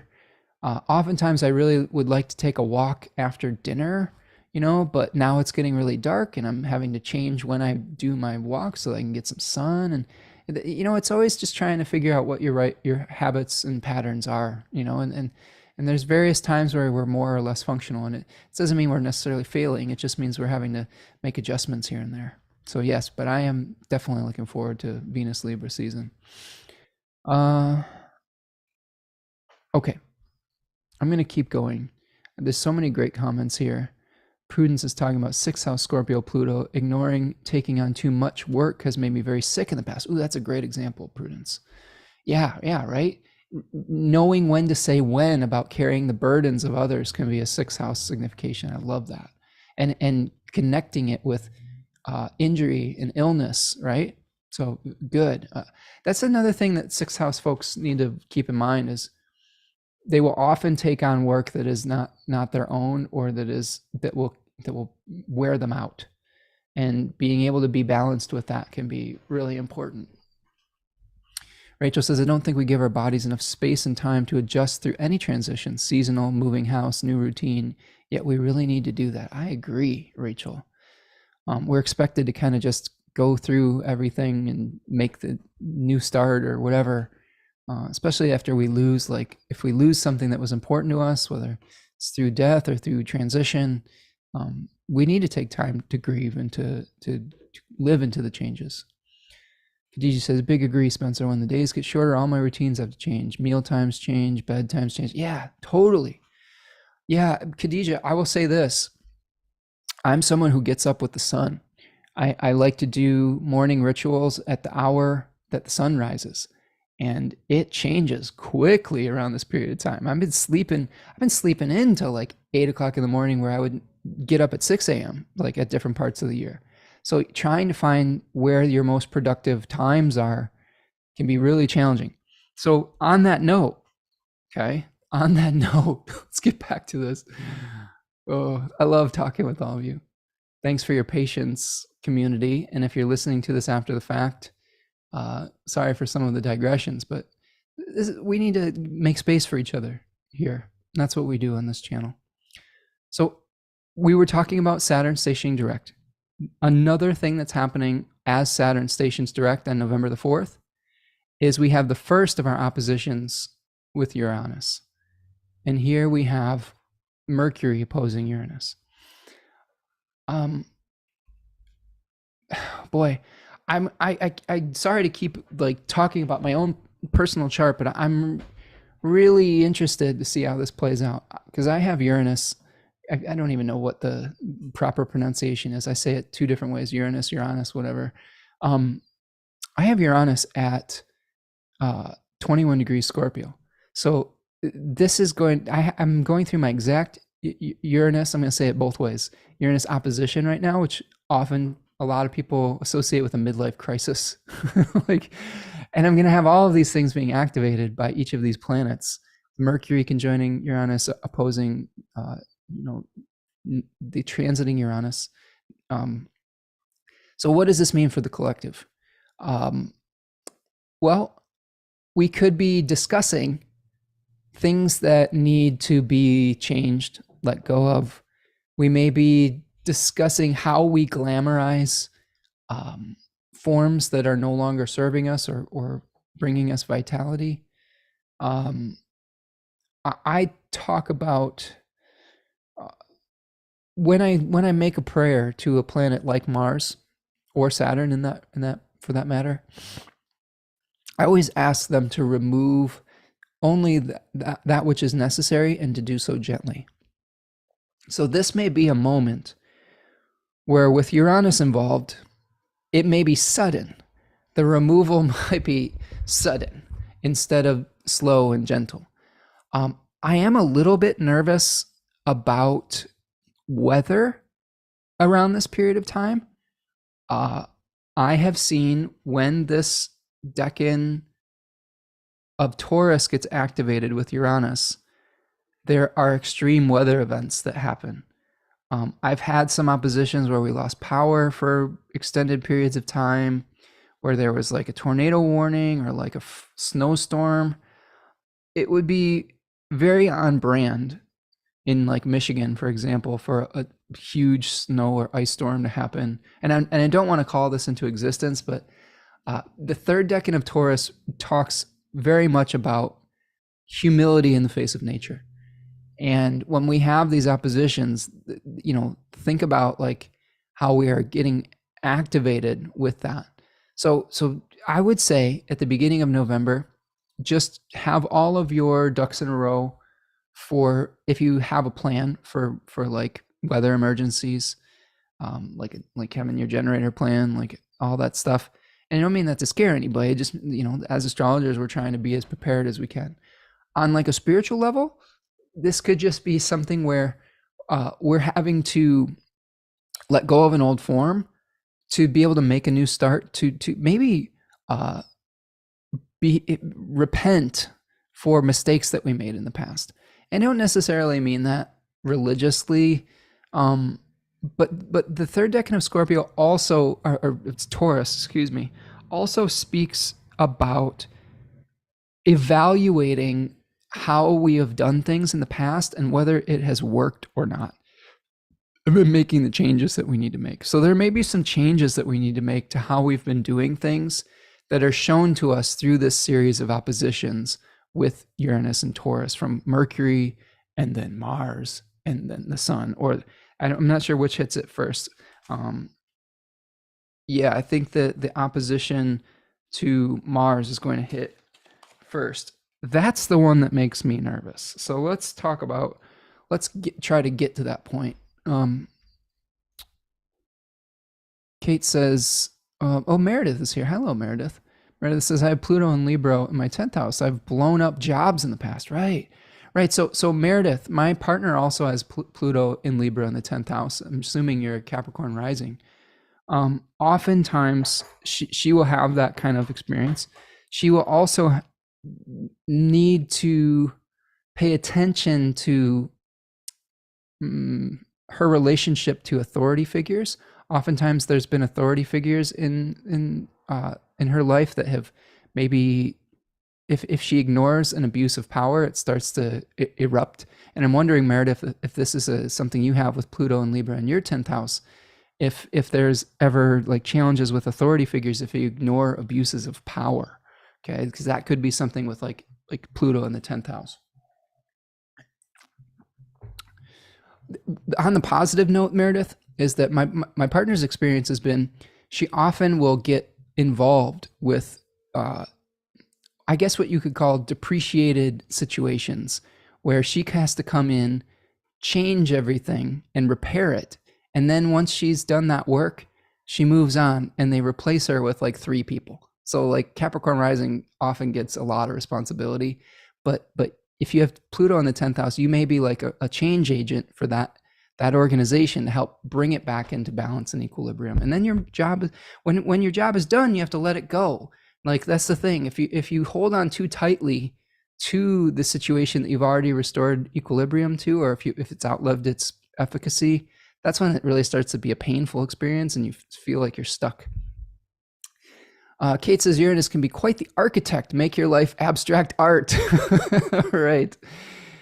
Yeah, and Julene is saying Hurricane Otis took a quick turn. Acapulco is a mess. Yeah, so another Uranus and Taurus hurricanes are very much a signification of Uranus and Taurus, in my opinion. We've seen significant weather events just start to increase since it's moved into that decan with like wildfires, smoke, hurricanes, earthquakes, etc. So again, those are things that we could see in the collective as well. Okay. Let's see. Yeah, Jennifer's talking about all her Pluto 4th house significations. Yeah, so that's the difference between like with Meredith was talking about Pluto in the 10th and Jennifer talking about Pluto in the 4th. Meredith's probably had a lot of changes in her jobs, and Jennifer has had to make a lot of changes in her home, right? In her domestic situation. Okay. So that's November the 4th, where we're seeing the opposition with Mercury and Uranus. I want you to pay attention as we go through these oppositions to the houses that those particular planets rule. We're going to see the visible parts of this play out in our houses related to the actual opposition itself, okay? The Scorpio Taurus axes, but we will also see some of this energy be hosted or hosting to Virgo and Gemini areas of our life. So let's say that, here's an example. I'll use my Leo ascendant as an example. Let's say that there's a weather event with Mercury opposing Uranus over my 4th and 10th house axis. That would make it very difficult for me to communicate with a group, for example, and it may cost me money, which is so I have my 2nd and 11th house. So there may be something where it's like, oh, there's an unexpected expense that comes from a natural force that I couldn't possibly predict with Uranus. So what I will say for those of you who I'm making nervous right now, just make sure all your insurance plans are up to date and stuff like that. There's just going to be things that are out of our control during this period of time. But I think that as long as we have good preparation, as much as we can, that will help us to weather whatever the literal or metaphorical storms are in our life. When these things are really, really difficult is when we have no preparation at all. The beauty of astrology is that we are going to be able to give ourselves extra grace around this period of time because we understand, oh shit, Mercury's coming into opposition with Uranus, Mars coming into opposition with Uranus, whereas many other people who don't study astrology may be caught with their proverbial pants down, right? Where they may just completely blindside them. Now, even as astrologers, we can still be shocked by these things. I know that even when I see an aspect like this, I still, when it happens in real time, I'm like, damn, that was one, manifestation I didn't quite predict. So we can still be taken aback by it. But what I recommend is that we can't prepare for every single inevitability, but we can give ourselves more space in our schedules to be able to deal with unexpected events. So I try not to schedule as many things during this period of time because I know that I may be dealing with something that I wasn't expecting to have to deal with in my regular routines. So this is just going to shake up our regular routine on some level.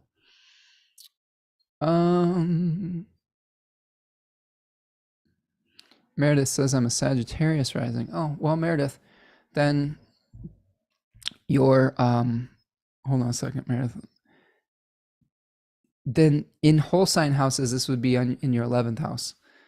Libra would be your 11th house. Okay, so maybe you have your midheaven in Libra in the 11th house, but this may be Pluto in the 11th house, maybe more about dealing with the groups that you're a part of, that you have a shared sense of belief with like your friendships or your communities, and maybe dealing with creating balance and harmony within that rather than just in like the job sphere.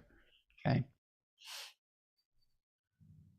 Kate says, I still imagine you are taking the trees and roof and all of it into your own hands. So imagine you're taking the trees and the roof.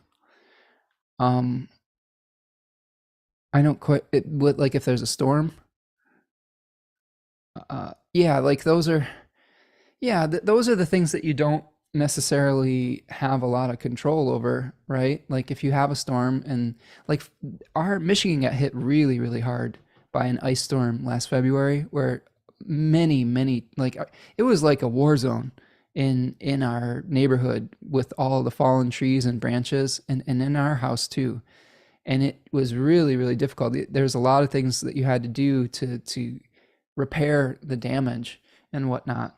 And we've been really, we have a generator now because we were without power and heat for 7 days straight during that period of time. But we've been thinking about ways to, we have to change some electrical things and to make sure that it will power enough of the things in our house. And I'll tell you what, friends, electricians aren't cheap. It's a couple $1,000s just to have them rewire it so you can use your generator properly. This is why you should, if you feel like donating today to the super chat or super fund, you help us rewire our home so that we can weather the storms that are coming this fall. But I digress.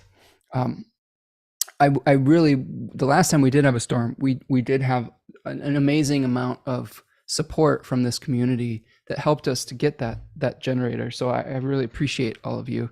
And sometimes that's what happens when you have things that are out of your control, that are weather events. You learn how to band together as a community. So that's another way to be able to work through these challenging times. Luna Storm says, I'm being proactive this year and getting more trees trimmed, and that isn't cheap either. Yes, that's a good call. Good call. Is the less branches you have to fall on your house, the less likely they are to damage it. So definitely a good call. I feel you on that. We have an elm tree that is a bit diseased, that is hanging perilously close to our roof. And anytime a big storm hits, I get nervous about it. So hopefully that isn't the manifestation. Jolene says Uranus is passing through my 12th and Mercury is my chart ruler. So waiting for it. Yes, we'll see. Wait for it. See what happens, Okay, so that's the 4th. That is Mercury opposing Uranus. This is leading up to a square the next day between the sun and the moon. So this is our last quarter moon. Now, I want you to keep in mind, friends, because this always trips me up, that this is the fallback day.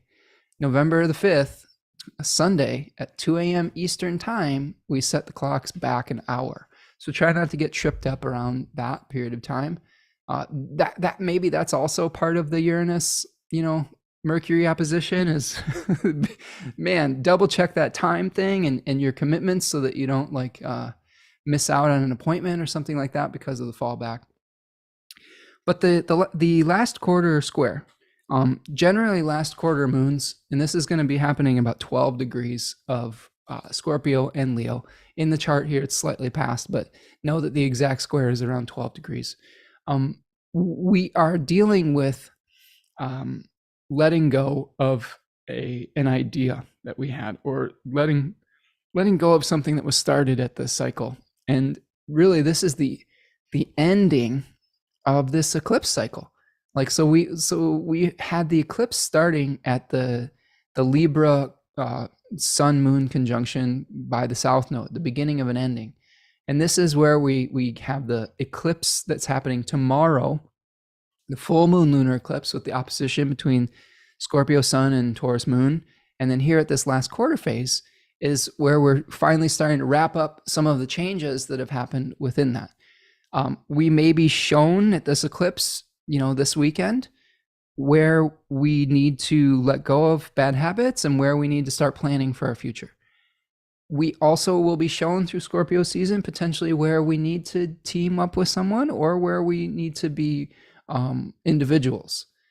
This particular square could be related to having to let go of the need to do everything yourself. Oftentimes, we talked earlier in the show about the Leo need to carry the ball for the touchdown every time instead of passing it to someone else. This is Kyler Murray's problem for the Cardinals, is he probably runs a little too much. Sometimes he just needs to throw the ball away and live for another day instead of like running himself into an injury.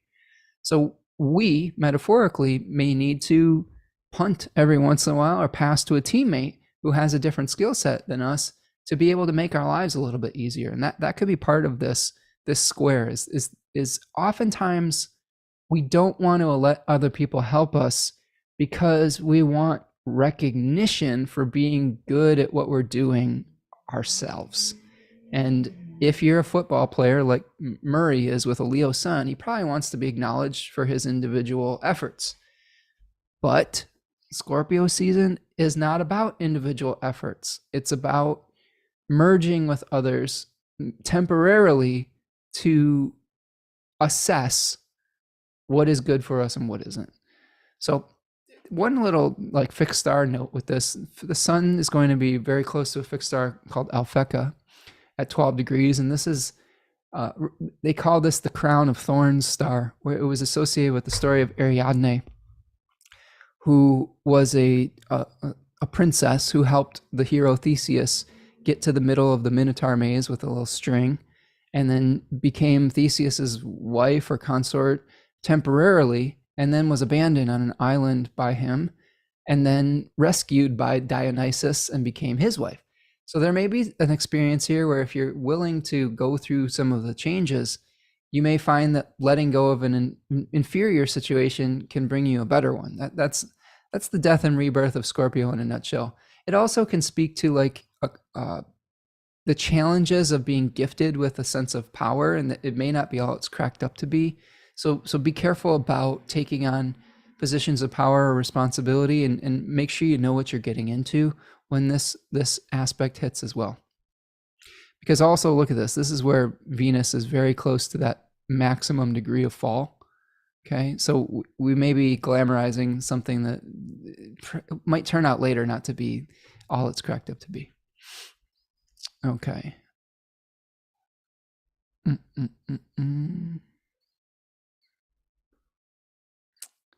So yes, the darkness is increasing.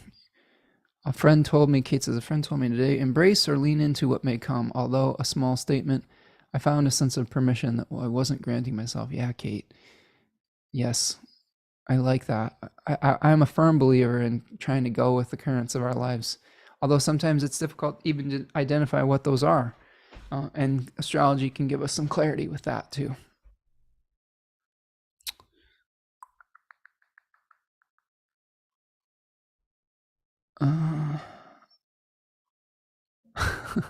Julene says that'll be the day after we win the series. Julene, I have here. Here is the challenge of this, Julene, is my Leo ego is wrapped up in being right, that I predicted that the Rangers were going to win it all. So I'm rooting for the Rangers because I would rather be correct. But if I'm wrong, I'm glad that you will benefit as a fan of the Diamondbacks. So there will be a silver lining if I incorrectly predicted a victory. Although, Julene, there were some things in the Diamondbacks manager's chart that could suggest that there's like a Mars Neptune conjunction around the World Series. Maybe could empower him on some level, but we'll see. And yeah, Meredith says, I'm used to thinking in Placis. No problem with that. Like there's many different ways to look at the chart. I just happen to be a whole sign astrologer. So topically, I believe that whole signs are important for topics, for like the types of topics that could play out. But Placis is really good for assessing the angular strength of a particular planet. So there are ways to utilize both in our practice for sure. But again, here's the thing. If you've been using Placidus and you've been using that as the type of definition of what you've entrained your mind to see those symbols through, there are some wonderful manifestations that can come just through whatever method that you've entrained your brain to see those things through. I really do believe this. Julene's laughing. Sorry, Julene. I'm sorry. Sorry, my predictive ego is wrapped up in the Diamondbacks losing this series. Ultimately, I don't super care at all. If there was nothing at stake for me, I'd be like, go Diamondbacks. But I did make a prediction that the Rangers were going to win at the beginning of the playoffs when there were still about 8 teams left. And sure enough, here we are. Like, I'll try not to toot my own horn too much.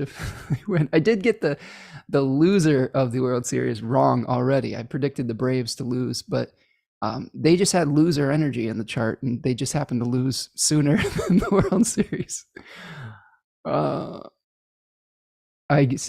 Julie says, I agree. I checked out the chart too. It could happen, but I'm okay letting you be right if they lose. All right. Nice. Well, I'll take our little victories where we can get it, right? Okay. So this is the November 5th last quarter moon square, letting go of our ego, letting go of our need to be recognized as an individual, so that we can merge with others. So this is where we don't want to get too attached to our pride.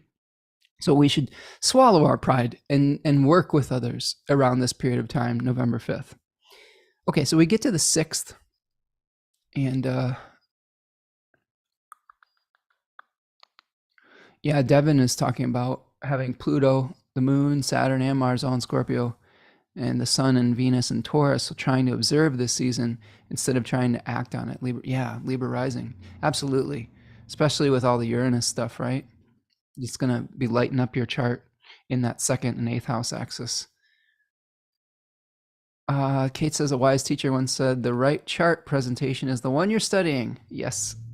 I agree with that. I think that there are many ways up the mountain. There are many ways to find truth. There are many spiritual traditions where we can find truth and sometimes come to the same consensus from a mystical perspective. And I think the same truth can be gleaned just from a lot of different methods.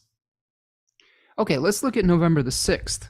November the 6th, we have a couple of trines to attend to after these challenging oppositions. Okay, so maybe this is the aftermath of the Mercury square, although we are starting to see Mars applying to the square with Uranus. I could also see in the collective that Mercury-Uranus could be some like really elevated rhetoric that could potentially lead to some unexpected violence with Mars opposing Uranus shortly afterwards. So that is something to potentially keep an eye on. Let's see. So here we have on the 6th, excuse me. Jeez, come on, brain. Let's do this. We can do this. Venus. So many details to keep straight, friends. Where is it? There you are. There is Pluto. So that we have a Venus-Pluto trine. Okay. And we also are going to be witnessing a Mercury-Neptune trine. So a series of trines after those series of oppositions. Okay. So now after Venus starts separating from Neptune, we get our reality check about form versus essence. We get the shock of some new situation that we couldn't have potentially planned completely for, although we can prepare as well as we can. Then we have to do the work of trying to pick up the pieces, right? Like here, Venus and Pluto Venus is maybe helping us to repair any of the damage, if there is, physically or metaphorically. And then the Mercury trine to Neptune, maybe there is an acceptance of what has transpired. Maybe there is something where we are accepting, letting go, and dissolving our old attachments. Okay, so Mercury in the third decan of third decan of Scorpio is maybe putting our minds towards holding on too tightly to a glamorized version of something that just is no longer serving us anymore. And Neptune is a great dissolving planet. So we will finally come to acceptance that whatever the opposition showed us is no longer tenable. It will allow us to let it go now. Yeah, Jolene says, no more violence, please. I agree. It is exhausting to read the news, and my heart goes out to all of the people who are suffering from the challenges of war and the war machine and the violence that we're experiencing in the world, all parts of the world. It is very, very difficult to witness, and sometimes it helps us, or sometimes we feel really powerless in the face of that. But I would say that just to help you through this, I don't have all the answers. I don't even completely understand all the conflicts completely. I try my best to get educated on it, but I find that situation in the Middle East extraordinarily problematic, and I just don't have a good answer for it. There's all sorts of challenges around colonialism and the belief that where belief becomes hazardous, and there's genocide, and it's a mess. And I wish I had a great answer for all of you. I'm going to lean towards the side of compassion for everyone who suffers in that situation, whatever side of the political spectrum you fall on. That being said, the divination for this month is really speaking towards us to maintain faith during difficult times. So we'll talk about that when we talk about the hexagram at the end of the talk here. But we may not have good solutions to everything right away. And it's easy to have faith and enthusiasm when things are going well. It's much harder to have that same enthusiasm and faith and optimism when things aren't going well. But that's the very nature of faith, is being able to believe in something even if you're not able to see it right away, or to see it ever, So we have to practice having faith that things are going to change and improve during these challenging times, and practicing kindness to one another. We can add so much gasoline to an already raging, blazing fire by just taking hardline stances in any circumstance. So I would say listening and being open to learning is really important during this period of time. We're all going to have blind spots about who or what is at fault for whatever is happening. But I think that it's super important just to put our listening ears on and our compassion ears on, and just try to find the humanity within all of it, rather than pointing fingers. Okay, so there's our trines, the aftermath. When we get to the 8th, this is cool. So we have the opposition with Mercury and Uranus. We have the aftermath trines of Venus and Pluto and Mercury and Neptune. And then, hallelujah, happy day. Here is Venus moving into Libra, into her own domicile, into one of the positions where she's at the not necessarily the height and the exaltation of her powers, but she's very empowered being in her own domicile. Now, that being said, she is going to be traveling with the South Node this year. So again, when we have a planet being close to the south node, there's always something leaving the physical plane. We're either having to deal with something from the past. There may be a reduction that is happening in our life. And there are two ways that we could interpret Venus and the south node. First of all, Venus is empowered being in Libra, but her powers may be reduced being close to the south node. It could be that you find peace by letting go with Venus close to the south node. I think that could be a way to look at it as well. But wherever Libra falls in your chart, this could, maybe it's a smoothing out the process of release with Venus here with the south node. Either way, I prefer Venus being in Libra than I do it being in Virgo. Either way that you slice it. So this could be a return of diplomacy. This could be the return of trying to find a win-win solution. Maybe there's things like ceasefires or something like that. Maybe there is a reduction in some of those conflict energies. I hope so. I hope that's what we're looking at here. This is the beginning of a period where we're seeing both Venus in Libra and Mars in Scorpio, both of those planets being in their own houses. So they are really moving through a powerful period where we could both make peace and harmony and be empowered to let go of the old forms that no longer serve us. So it really could be a powerful time in the first few weeks of November. And make hay while the sun is shining here, because in the end of the month, things are gonna slow down a little bit, in my opinion, with the squares to Saturn.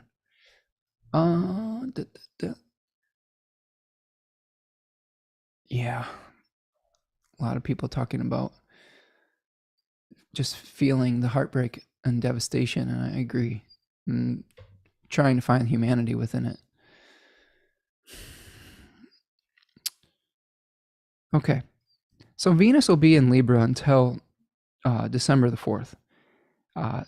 Mars will be in Scorpio until November the 24th.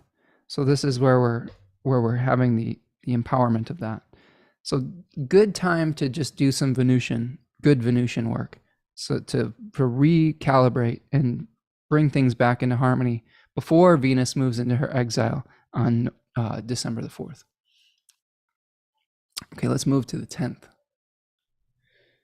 Okay.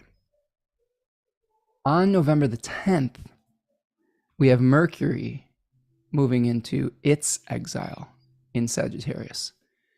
So Venus doesn't have anyone that she has to answer to when she's in Libra, but Mercury will now have to answer to Jupiter rather than Scorpio Mars, right? So here is the host of Mercury being Jupiter retrograde in Taurus in aversion to Mercury. That's problematic. Mercury is going to lose a lot of dignity when it moves into Sagittarius. It will not be traveling with its host Mars anymore. It will be in aversion or not able to witness or have an open line of communication with its host Jupiter in Taurus. And its host Jupiter in Taurus will be retrograde. So around November the 10th, we probably are going to start getting a little bit more fixated on wanting to move quickly. Okay. So let me break this down. There are two things that we have to be aware of here. Okay. First of all, the dignity shift with Mercury moving into Sagittarius, the loss of dignity. Okay. And then immediately the square to Saturn. All of those things suggest to me that this is going to be a time where we are going to desire to move forward with haste. The first decan of Sagittarius is a Eight of Wands decan, if you're relating it to the tarot, where you see 8 wands speeding through the air. Okay? Movement, swiftness. So there's a spirit in that decan called Loimos, who is the god of plagues, right? There is a contagious enthusiasm. I'm stretching a little bit here with Mercury uh, in Sagittarius 1. So we may get really enthusiastic about a certain idea that we have, okay? And we may be not willing to listen to any other opinion that sways us from trying to head towards that particular chosen outcome based on a feverish belief that we have.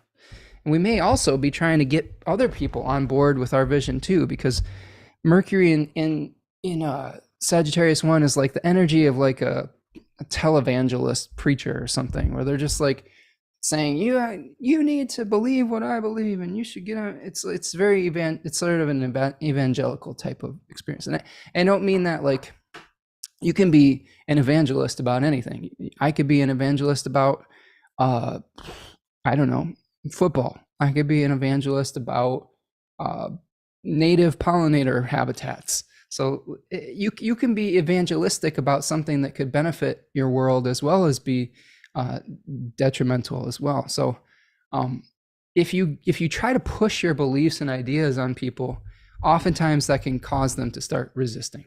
So be very careful when Mercury moves into Sagittarius, to try not to force your beliefs or opinions on others, because it could run smack dab into Saturn, where you might want to move forward quickly with your idea, but you're running into the limitations of what is or is not possible within that dream. The other thing that would suggest slowing down is that Jupiter is in Taurus, a very slow sign, I would say, where we have to be patient. And it's also retrograde.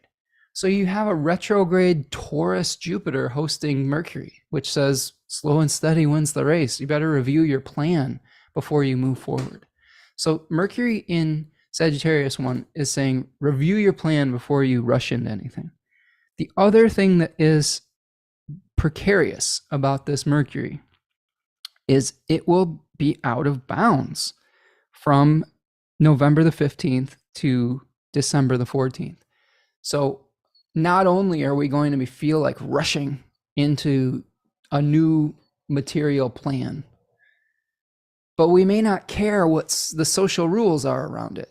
Okay, we may not care if it's in alignment with what the way things are normally done, or we may just be like, Mercury will be sort of a maverick, like a firebrand maverick. There could be collectively, we could see a lot of rhetoric around this period of time where everybody is just spouting off what they think should happen in the world with resources. This is the period of time where we could be seeing the government shutdown looming, right? What's the deadline for the Congress to pass the spending bill? Is it around this period of time? I could totally see people in Congress just like gridlocking, because they believe that this money should be spent on this, or this money shouldn't be spent over here, blah, blah, blah. Like all the ways that they can just grind being of service to anybody to a halt. I get really irritated about it because at its very core, the essence of governance is to serve the people. And it just, we've seen so much during this Pluto and Capricorn era of just self-serving corruption. And it really, really bugs me. And I don't know what the answer is to all that. The political system in America is really broken right now. And I wish I had a better answer for how to make sure everyone gets what they need. But again, we don't try to get too political here because it is something that divides us rather than brings us together. But we also shouldn't ignore the things that are happening in the world either, especially if it's harming people. So this is a period of time where you might feel frustrated. You might feel like you want to put one foot on the gas and one foot, but the life is bringing you the brakes. So slow down, open your ears to other people's perspective, and try not to get too intensely passionate about your one specific goal or belief. Test it against the reality of your situation. Okay? Because here is another thing that is happening. As we move into 1111, okay, that's when we have Mars opposing Uranus. So if you are thinking about how this all could play out, we just saw a square from Mercury to Saturn, a difference of belief and what is possible, a grinding to a halt. Then we have Mars opposing Uranus, which is one of the more difficult aspects that I think astrologers identify. Oftentimes, this is one where I'm like, ooh, that's yucky. I don't really like that. Because Mars is generally associated with anger, with violence, with will. Uranus is something where we experience something unexpected, or like a flash of awareness. So this could be something where an unpredictable, misfortune befalls us, like where there's an unpredictable violent act, an unpredictable act of aggression or anger. So be very careful about this in your own life. And I will be there right with you, because Mars is going to be hitting my natal Uranus, opposing Uranus in the sky in an angular house, 4th to 10th house. So we'll compare notes when this happens. But again, one thing that I will say about Mars-Uranus challenges, and I've seen this play out in clients' charts. My advice for people who either have Mars hitting their own natal Uranus or whatever is, take a deep breath, slow down. Oftentimes the accidents that we have are by moving too fast and not being aware of our surroundings. So this would be, for me, this would be something that I would highly recommend all of us to take a deep breath, slow down, find healthy outlets for your anger or for your will or for your passion, right? Because things can rapidly spiral out of control if you're having an argument or disagreement. If, let's say not in the collective, let's say personally, you get really enthusiastic about an idea, Mercury and Sagittarius. You are discussing a plan for creating new wealth or resources. Jupiter in Taurus 1 retrograde. But you hit against something with Saturn where you want to move forward, but Saturn says, nope, this is still a factor that you have to consider. Here's the reality check. And then you have that discussion, like with a partner or with someone else, and you're frustrated that you can't move forward, and you have a big blowout argument about it that escalates because Mars and Uranus are opposing one another. What you want to avoid is the escalation.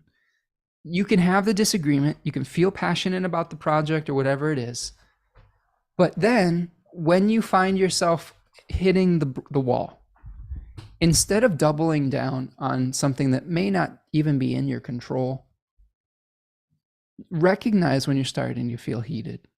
Recognize when there is nowhere else to go with the discussion, and then remove yourself from it. Calm down. Take a time out. You don't have to keep pursuing the victory at all costs, because what happens then is everyone loses.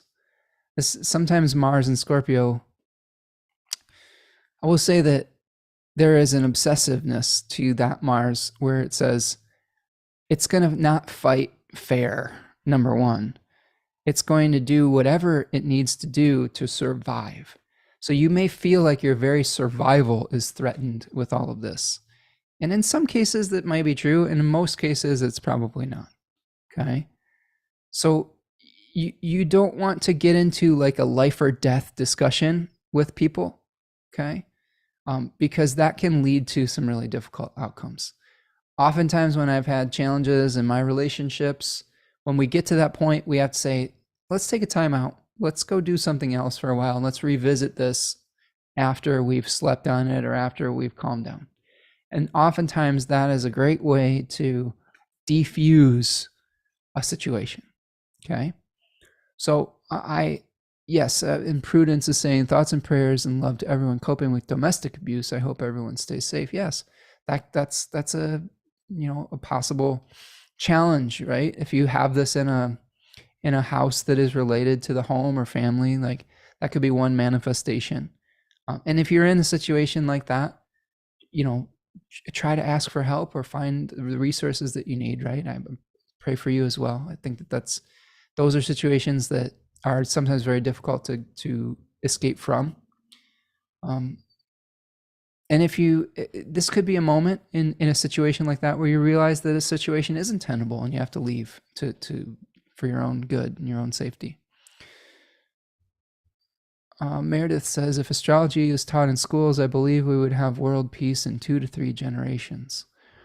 Yeah, potentially. Although I will say this, even astrologers themselves get into some intellectual battles that get ugly. So I just think almost it's in human nature to disagree about things. I don't think that war necessarily is a necessary element, but I think that human beings have difficulty always agreeing. I think Mars is necessary, but I think that Mars would be more utilized in just letting go of a conflict or like of holding on to a territory or something like that, of territorialism, something like that, rather than having to keep hanging on for dear life. I don't know. We're getting deep in the weeds with the philosophical questions around it, right? But those are good discussions to have. Those are good discussions to think about what is possible for human nature and natural forces. Devin says a group of astrologers is called an argument. Yes, it is true. Chris Brennan. Yeah, that's right. Well, Chris Brennan, bless his beautiful, beautiful mind, is an example of this kind of thing, right? He is really passionate about history and about his research, and has gotten into some pretty sticky conflicts with other astrologers because they questioned his methods. And I'm not picking sides. I don't, I probably will tend to agree with Chris on a lot of the things and a lot of his statements. And I don't think that Chris is someone who starts a conflict, but he's got Scorpio placements. This is something that you don't want to do. Scorpio people generally aren't the ones that will start a conflict, but holy shit, they will end it.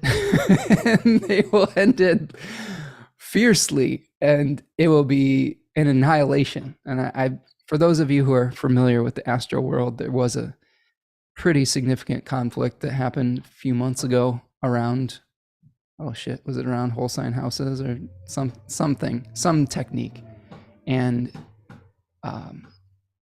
Chris didn't just like get even. He like just tried to obliterate his opponent in that battle.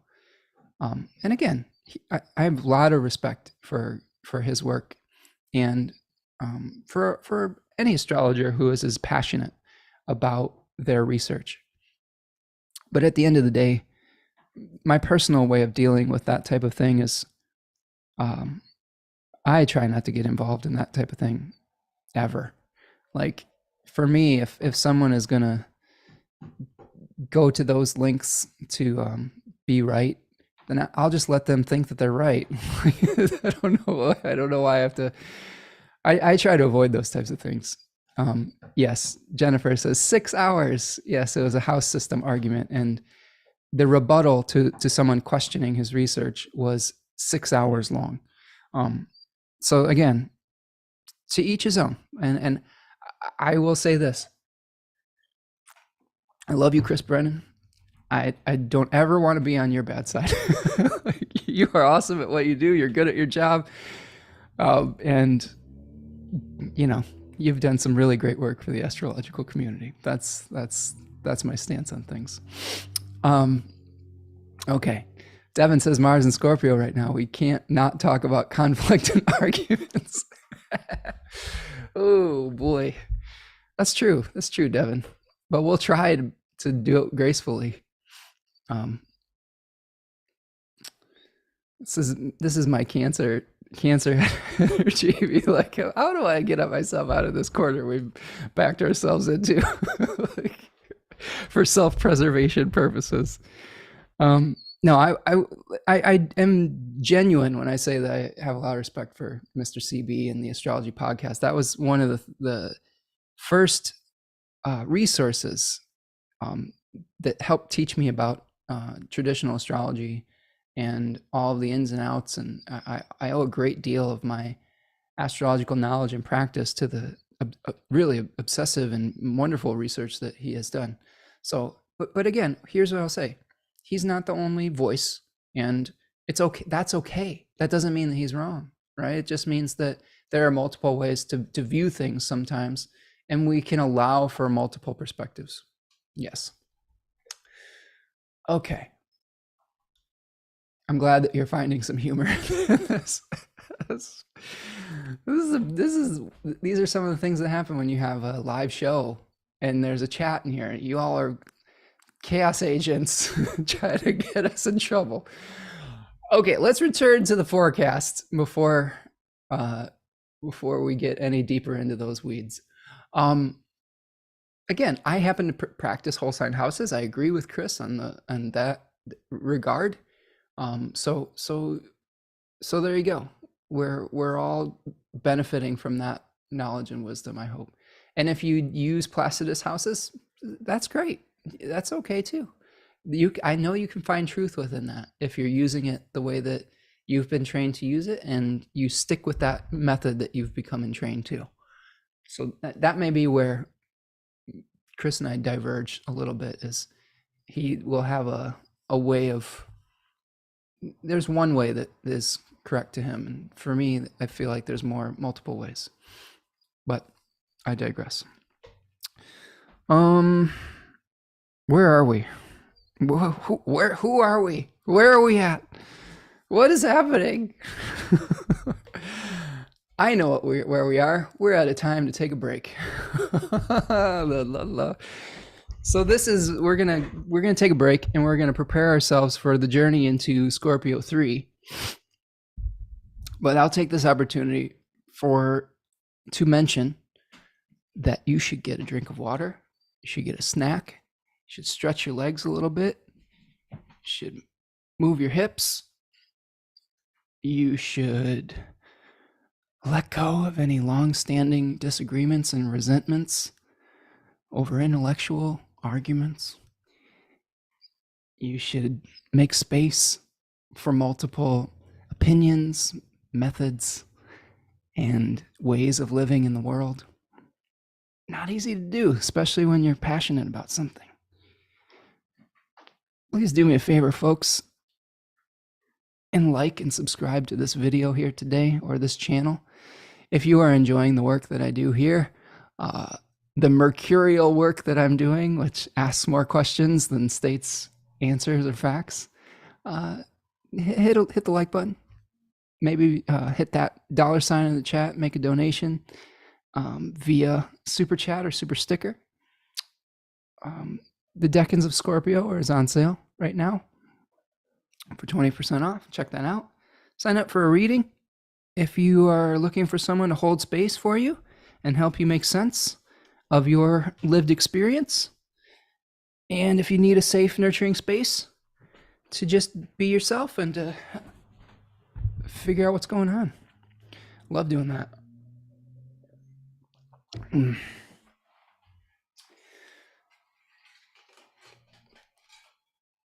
We try to create a safe space here. And to be able to do that, we have to be able to accept our differences. And that's one of the keys, I think, to creating peace. One of my favorite phrases is, let's agree to disagree, and let's go on with our lives. I love that. Okay, let's keep going.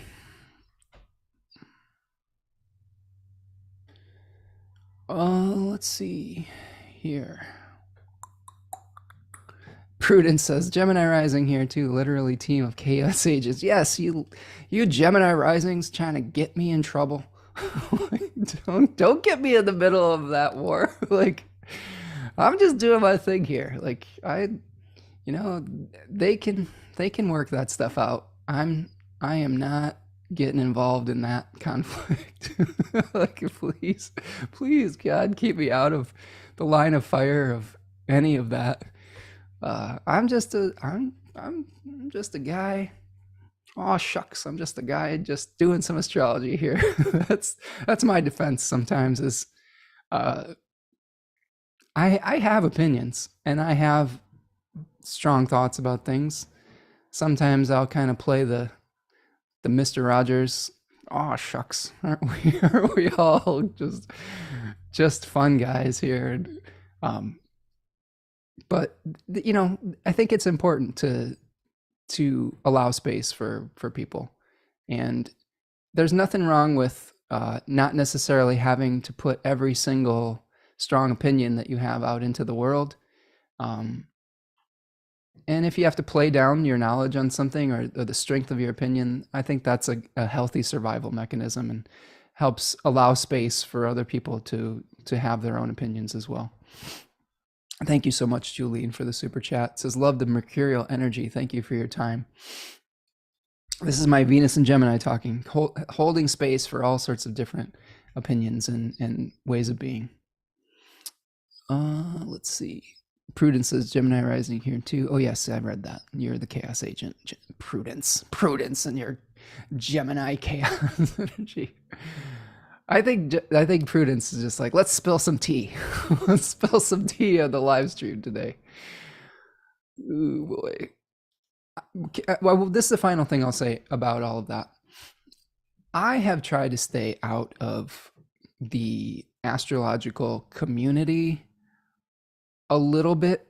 I've removed myself from the quote unquote astrological community on a little bit of in some ways. I've been to a conference or two, and I've seen some of these personal dynamics play out between the very, very real human beings behind the astrological personas. And at the end of the day, I just don't have a lot of time or patience for all that interpersonal drama. And I would much rather just go my own way and do my own thing and connect with all of you than get involved in that kind of stuff. Doesn't mean I don't have an opinion on things one way or the other. It just means that the Taurus moon in me is like, I don't have time for that. I'm just going to go do my thing, and you can be you and I'll be me, and let's all toast to each other. So that's where I fall on that. And if you try to get me sucked into conflicts, I'll just be like, ooh, that's interesting. Bye. But we try to keep it light as much as we can and deal with real issues of consequence rather than ones that are just, you know, where we get entrenched in a certain position potentially. Although I'm not saying that, I'm not devaluing any of the disagreements that were happening. Some of those things are real challenging because there can be very, very different significations based on the different technique that you use. But I just have found that my own practice is very integrative. I use completely different systems of knowledge like tarot and astrology and all of these different things. And I'm trying to find what connects all of them rather than what doesn't work. You know, like I think if you're always looking to disprove something, then it's a self-fulfilling prophecy on some level. Let's find out what does work, and what does work is different sometimes for different people, and that's okay. Okay, Mr. Rogers rant over. Let's put on our sweaters. Yes. Kate says you could bring a sweater and change it, or you could bring some slippers and change into those. Okay, well, here you go. Here, this one's for you, Kate. What's the song that they sing? It's so wonderful not to be involved in all these interpersonal conflicts. Do-do-do-do, da-da-da. Here, it's very conceptual today.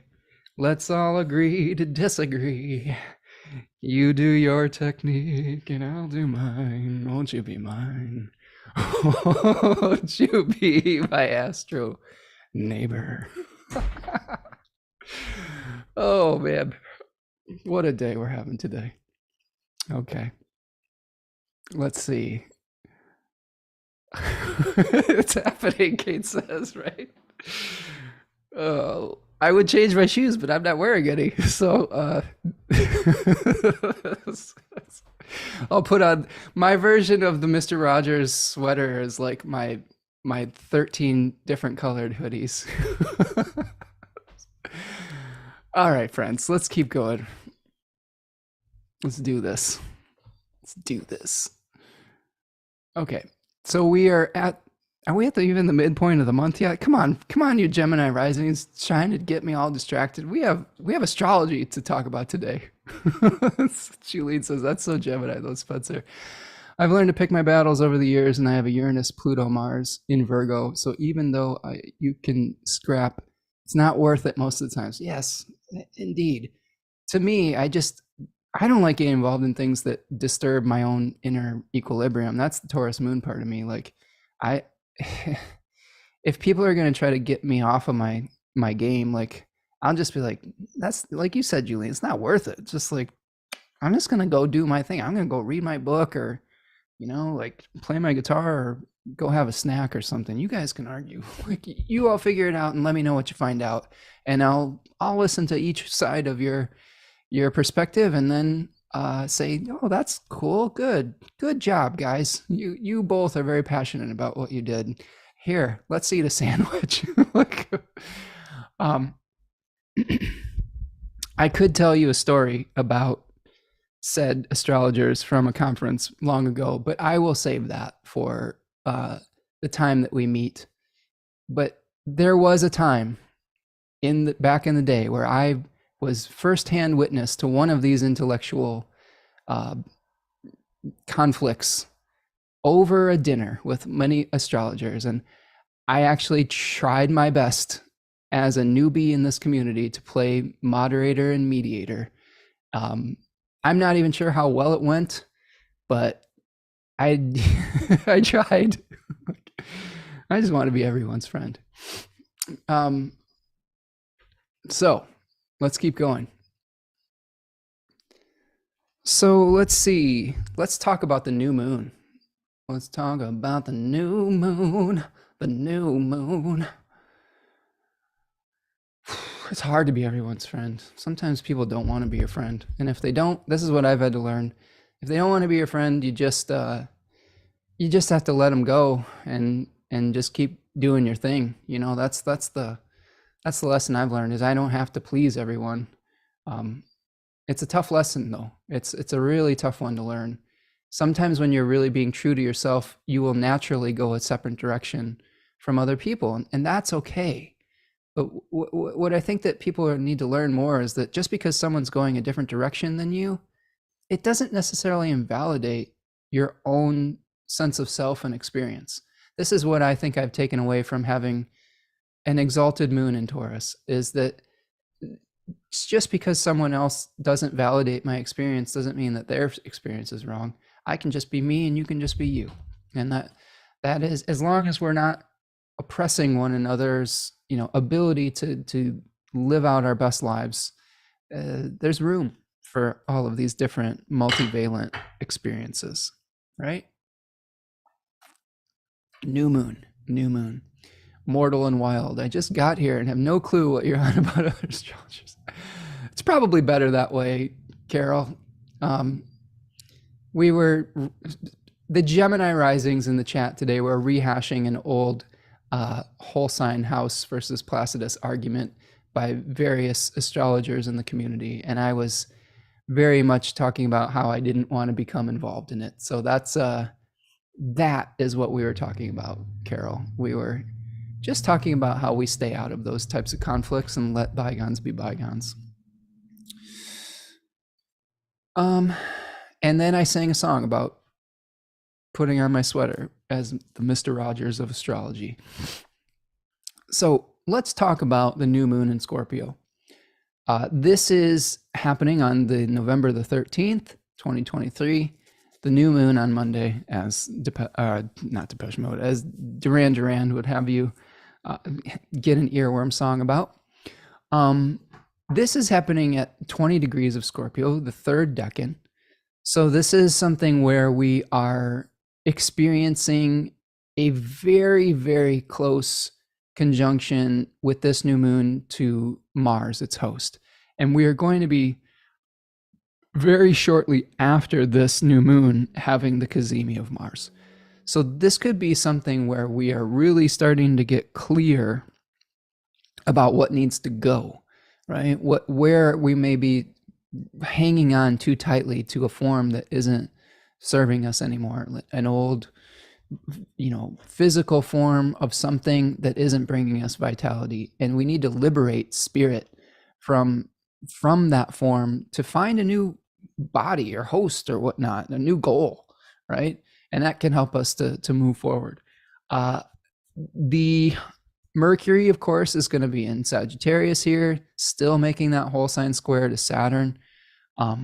We're going to have this new moon will be opposite Jupiter and particularly Uranus. So this again could be another, shakeup. The good news is that Venus is in Libra trying to help, but it is an aversion to the new moon. So this is also one where we're seeing somewhat of a close trine to Neptune.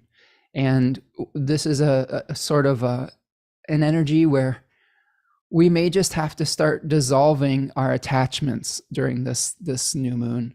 Okay, like to me, Neptune is a planet that helps dissolve our feelings that differentiate us. If we think of Neptune as the mystic, right? I've heard a really wise person recently talk about how the veil, they've been talking about the veil, and the illusion is not it was in this tarot book I was reading. I think it was in Secrets of the Waite-Smith Tarot, where they're talking about the illusion is not the illusion is that there is a veil between us at all, that we are separate, right? That these entrenched positions that we get into are the illusion itself, that we are all not one, that we are all these separate entities, right? And which is true. We do have singular points of consciousness, but we are all related in some form or another. So maybe this will be a realization that we have more in common with others than we initially think, right? And that we're dissolving the illusion of separateness. And this is important, like just to piggyback off of the conversation we were trying to avoid having, is at the end of the day, the essence that connects everyone in that conversation we were talking about is a desire, I hope, to be able to help people through knowledge of the sky and through analyzing symbols. If you stay attached to that as the essence, all of the other stuff will take care of itself. If you're coming at it from the perspective of, we're going to look at this so that we can ascertain how to alleviate suffering in somebody's life, all that other stuff is going to melt away. If we come at it from I just have to be right at all costs perspective, that's when we start to erect the walls that harm us and make it difficult for us to come to consensus. So that is one thing that I will hopefully try to be of service to all of you, is everything that I do in this channel, I hope, is to be in service of alleviating suffering. And whatever method we need to embrace to get there, that's what we'll do. Now, does that make me immune to desire to be right? No. I really hope I'm right about the Rangers winning the World Series. But if they're not, I can be like, you know what? The method didn't work. That's okay. Maybe it needs to be refined. See what I'm saying? So there you go. So there's our new moon. Mars very closely conjunct the new moon, empowered. 7 of Cups energy, where we're having to differentiate fact from fiction, especially with the trine to Neptune, where we it's really important for us not to get hung up on trying to keep an old form alive that needs to pass on. The first aspect that the moon is going to make after it gets released from the bond of the 15-degree conjunction with the sun is a sextile to Venus or a conjunction with Mercury. This is where it gets a little tricky. This is where we sort of have this kind of economy of craft. They hit very close together. Like if we were sticklers and we had to get it down to the minute, I think it would probably be the sextile to Venus. But since Mercury is very close at 6 degrees, I think that there's a dual function with this. Hellenistic astrologers would look at the first aspect after the loosing of the bond, or the not the loosening of the bond, the releasing, the moon being released from the bond, as to what type of energy that we would have. So we could see that we may have some really passionate, intense belief systems that come after this new moon, but also we also could become very aware of some need to rebalance a situation that is out of equilibrium with Venus in the first degrees of Libra. That first decan of Libra often brings us an awareness of a situation that isn't fair. So we maybe by becoming aware of a situation that is out of balance and out of whack and unfair, that helps us to understand what we need to do to restore that. Okay, so this is this new moon. I'm gonna look through the chat here. Devin says Mars is so combust during this new moon.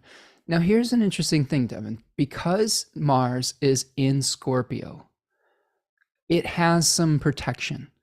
So Mars has the condition known as being in the chariot. Because it is in his own domicile, it was said to have like an awning that you would see in ancient chariots to protect it from the rays of the sun. So normally, yes, it would be very, very combust and debilitated by being in the heart of the sun here, or being not just in the heart, but being under the beams of the sun. But since we are in its own domicile, it does have some protection, and it is still able to function what I would say normally, right? But yes, combustion is always something we want to pay attention to. Now, that being said, Mercury is still very debilitated. It's going to be coming out of the beams after this new moon, but Mercury is going to be really having some struggle on the struggle bus during this period of time. Let's see. Meredith says, I'm still learning the difference between whole sign and Placidus. It's opening me up to lots of new ideas. Yeah, I won't belabor this point too much longer, but just for those of you who are new to some of these concepts, there's a debate that has been going on between what is called quadrant-based houses and whole sign houses. Whole sign houses basically means that every sign is its own house, whereas quadrant-based placements, sometimes there are two signs that are intersected in one particular house. Now, the argument that was being made by Chris Brennan is that traditional astrologers found topical evidence from looking at signs as houses, and to determine like your money house, your sibling house, they just took the sign itself. Whereas, I don't like just throwing the names out there, but the person that he was arguing with her name's Deborah Holding there's like a English school where she's very, very attached to the position of using quadrant-based houses for topics. And in traditional astrology, there's a lot of evidence that Chris has presented that shows that quadrant-based houses were based more on determining planetary strength, length of life technique, all of those things. And that is the argument that he was making. And they got into a flame war about it. And again, I use whole sign houses for topics. I look at Placidus houses for the strength of a planet closer to an angle, the ascendant the MC, the descendant, and the IC, etc., can show that this planet is more empowered, even if it isn't in the first house, 10th house, 7th house, etc. So like in this chart, you have Venus close to the ascendant, which would empower it. It's also in the first house. Now with whole sign houses, the angles, the midheaven, the IC, they can change which house that they present in. So like some people have a midheaven in the 11th house rather than the 10th if you use whole sign houses. So there's just kind of a very quick explanation of the types of disagreements astrologers might have based on their preferred technique. Now, I'm definitely not going to say one way or the other which person's research is good or not good or whatnot. I really like using whole sign houses because it has shown me my chart. I'm using personal experience. I'm using my chart and seeing how the relationships played out with my particular chart and testing it against my experience of my life. And when I discovered that technique, not through Chris Brennan, but through Demetra George, it clicked everything into place for me. And the whole beautiful symmetrical system of the guest-host relationship between a planet and a house just started to really make a lot of sense. So that is what I entrained my brain to, and that is what I began to practice. There are arguments to be made to do other things. One compromise that I have seen that I like, and that was brought to me through my astrology teacher, Adam Ellenboss at Nightlight Astrology, was using the particular type of house system for the time period that was used in the time period of the technique. And one example of this is horary astrology. So like, for example, William Lilly is a very famous horary astrologer, and he uses regimentanus houses, which is a quadrant-based house system. So when I do horaries, like my teacher, Adam Ellenboss, I use regimentanus houses instead of whole sign. I have experimented with whole sign horary, and sometimes it can work, but just there again, what I believe is that you should use the technique that you really believe in and keep using it, and train your brain to it, be consistent with it, and that will help you to get better results. It is by consistency of craft. We'll also admit that it is okay to change your mind. That is something I respect the hell out of Demetra George about, is that she used quadrant-based house systems for a very long time, discovered some new manuscripts and translated some things from ancient Greek, and changed the entire way she looked at a chart in her 40s or 50s. So there's always room to change your perspective on things with new information. And those are the types of people that I really love examining. I love that in 1981, Rob Hand, in his book Horoscope Symbols, said, "I reserve the right to change my mind based on new research and information." I think that's always the best way to approach these things. So when we get so fixated in one position, either way, that can close us off to new revelations. And this is true for your life as well. When you get so fixated on one way of identifying your life or your role within your life, it doesn't allow you to flow with the changes that we were talking about that are so important this month. Is being able to flow with change in your life. That is how you come into alignment with the currents and the Tao of your life, is accepting that things aren't always static, right? And that's going to be really important as we move forward with new challenges that we have as a human species. It's not just astrology, it's just our collective challenges that we're going through are going to require us to be flexible with the new set of circumstances that we're presented with. Okay.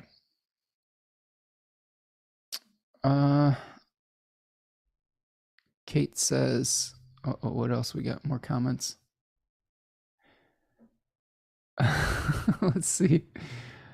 We've got some bat phone comments. Sorry, I've been on my little astro soapbox for a minute. Devin says, since Venus is always in aversion to Taurus when in Libra and the other way around, does she always struggle with providing the other domicile, or is there a bat phone, Adam? Yes, good point, Devin. So there is a concept, Devin, called like ingirding that I first learned from Robert Hand, that it talks about a secret, literally a secret bat phone of communication between planets that are in a specific domicile that they rule. So for example, like Taurus, okay, the planets in Taurus can, because Venus is in Libra, they can provide energy for the Taurus planets because she's in one of her own domiciles. Does that make sense? Is the secret line of communication there? So you're right on with that for sure. Meredith is saying, I had no idea it was so contentious. Yeah. My advice, Meredith, just, you don't have to get involved in any of that stuff. Like, there's so many ways to do this without getting him. My thought on that, Meredith, is this: astrologers and the communities that we're all part of are no different than any other human community. Every community has agreements and disagreements, entrenched positions, challenges, conflicts. You get enough people together long enough, there's always these sort of like high school type of like cliques and factions that form. And it's all just because of human nature, you know? So if you can just look at everyone in a community with compassion and know that any organization that you become a part of is going to go through these types of things, especially an intellectual one, it just makes it a lot easier to stay above the fray. Kate says, I think there's a bat phone, same with Aries Scorpio, but I look forward to Spencer's insight on how he views this. Aversion must come into play within some degree. Yeah.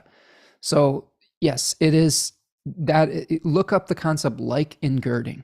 So it is that secret line of communication between a planet that's in a similar domicile as the other that it rules. Devin says, Abu Mashar used mostly whole sign for natal and then quadrant for horary and electional. Well, there you go. Just like we were talking about. Prudence says, I think we can learn from listening to both sides, so it's worth hearing about, though maybe not getting invested. Yes, staying objective. Like, it's good to listen to both sides of an argument and then to make your own, determination on it, or just to observe. You don't have to pick sides. This is my Venus and Gemini talking. You don't have to pick a side. You just have to observe and stay above the fray. Julian says, I like Placis, but found the way that said person presented her opinion was maybe more what inflamed an argument rather than whether or not one was right or the other was not. I think you're right, Julian. I think you're right. I think it was more about the questioning of someone else's research rather than saying we can agree to disagree. One person called the other out as being wrong, and that set them off on the 6-hour journey. And I think that was the mistake in all of that. It was a failing of compassion and communication, more so than whose technique was right or not. It was someone had gotten really entrenched in calling out someone else's viewpoint as not valid, and that's what really bristled one person in that direction. And to be fair, that would probably get me a little bit up in arms, although you would never hear me publicly say anything about it. But who knows? Maybe you would. Maybe there would come a day where I'd be like, fuck this. I'm right. Like, how dare you question my intellectual research? How dare you? We're having a weird day today, aren't we? Stellar Rendition says Mars will be in its chariot and able to operate and being hidden behind the rays of the sun may signify something behind the scenes or even more discrete actions occurring. Yes, absolutely. Luna Storm says, what's the concept again? We're talking about like ingirding, having a planet being in one of its own domiciles, even if it's in aversion to its other domicile, still being able to provide resources in a line of communication, like Venus still being able to provide for Jupiter, in this case, because it's in one of the similar domiciles of Taurus and Libra. Okay, let's keep going, friends. Let's keep you beautiful distractions, all you beautiful distractors. So that's our new moon. Letting go, releasing old forms, Be careful not to glamorize an old form that isn't bringing you vitality anymore. Be very careful about, Mercury getting you too entrenched in your own philosophical position. There is an opposition with Uranus. There are probably some unexpected events coming during this lunar cycle. We're coming off of the Mars-Uranus opposition, which could be a little bit volatile. Kate says, building a debate on the position you hold for technical applications of chart methods or anything based on what it is instead of what it isn't instead of what it is becomes, let's see. There's always this little heart in the middle of these comments. So sometimes it's hard for me to read these because it's like listening to an artist. Describe their art by talking about how different it is from trains. I love that. That's great, Kate. Yes, it's the art of astrology, right? The art of divination. So again, yes, it's like saying, well, bebop is far superior to acid jazz or whatnot. I mean, yeah, you can have a strong opinion about it, but at the end of the day, some people like to put, I'm going to say something controversial here. It's going to make someone mad. Some people like to put hot sauce on their eggs and some people like ketchup. Like, it's, who the fuck cares? Like, just let people like what they like and eat what they eat. Like, that's what oh boy.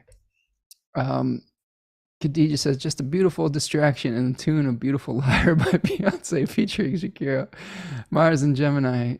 Gemini Mars loves the chaos. This is a chaos one today. If you are new to this channel, I apologize. Our beautiful friends in the chat have led us down lots of rabbit holes today.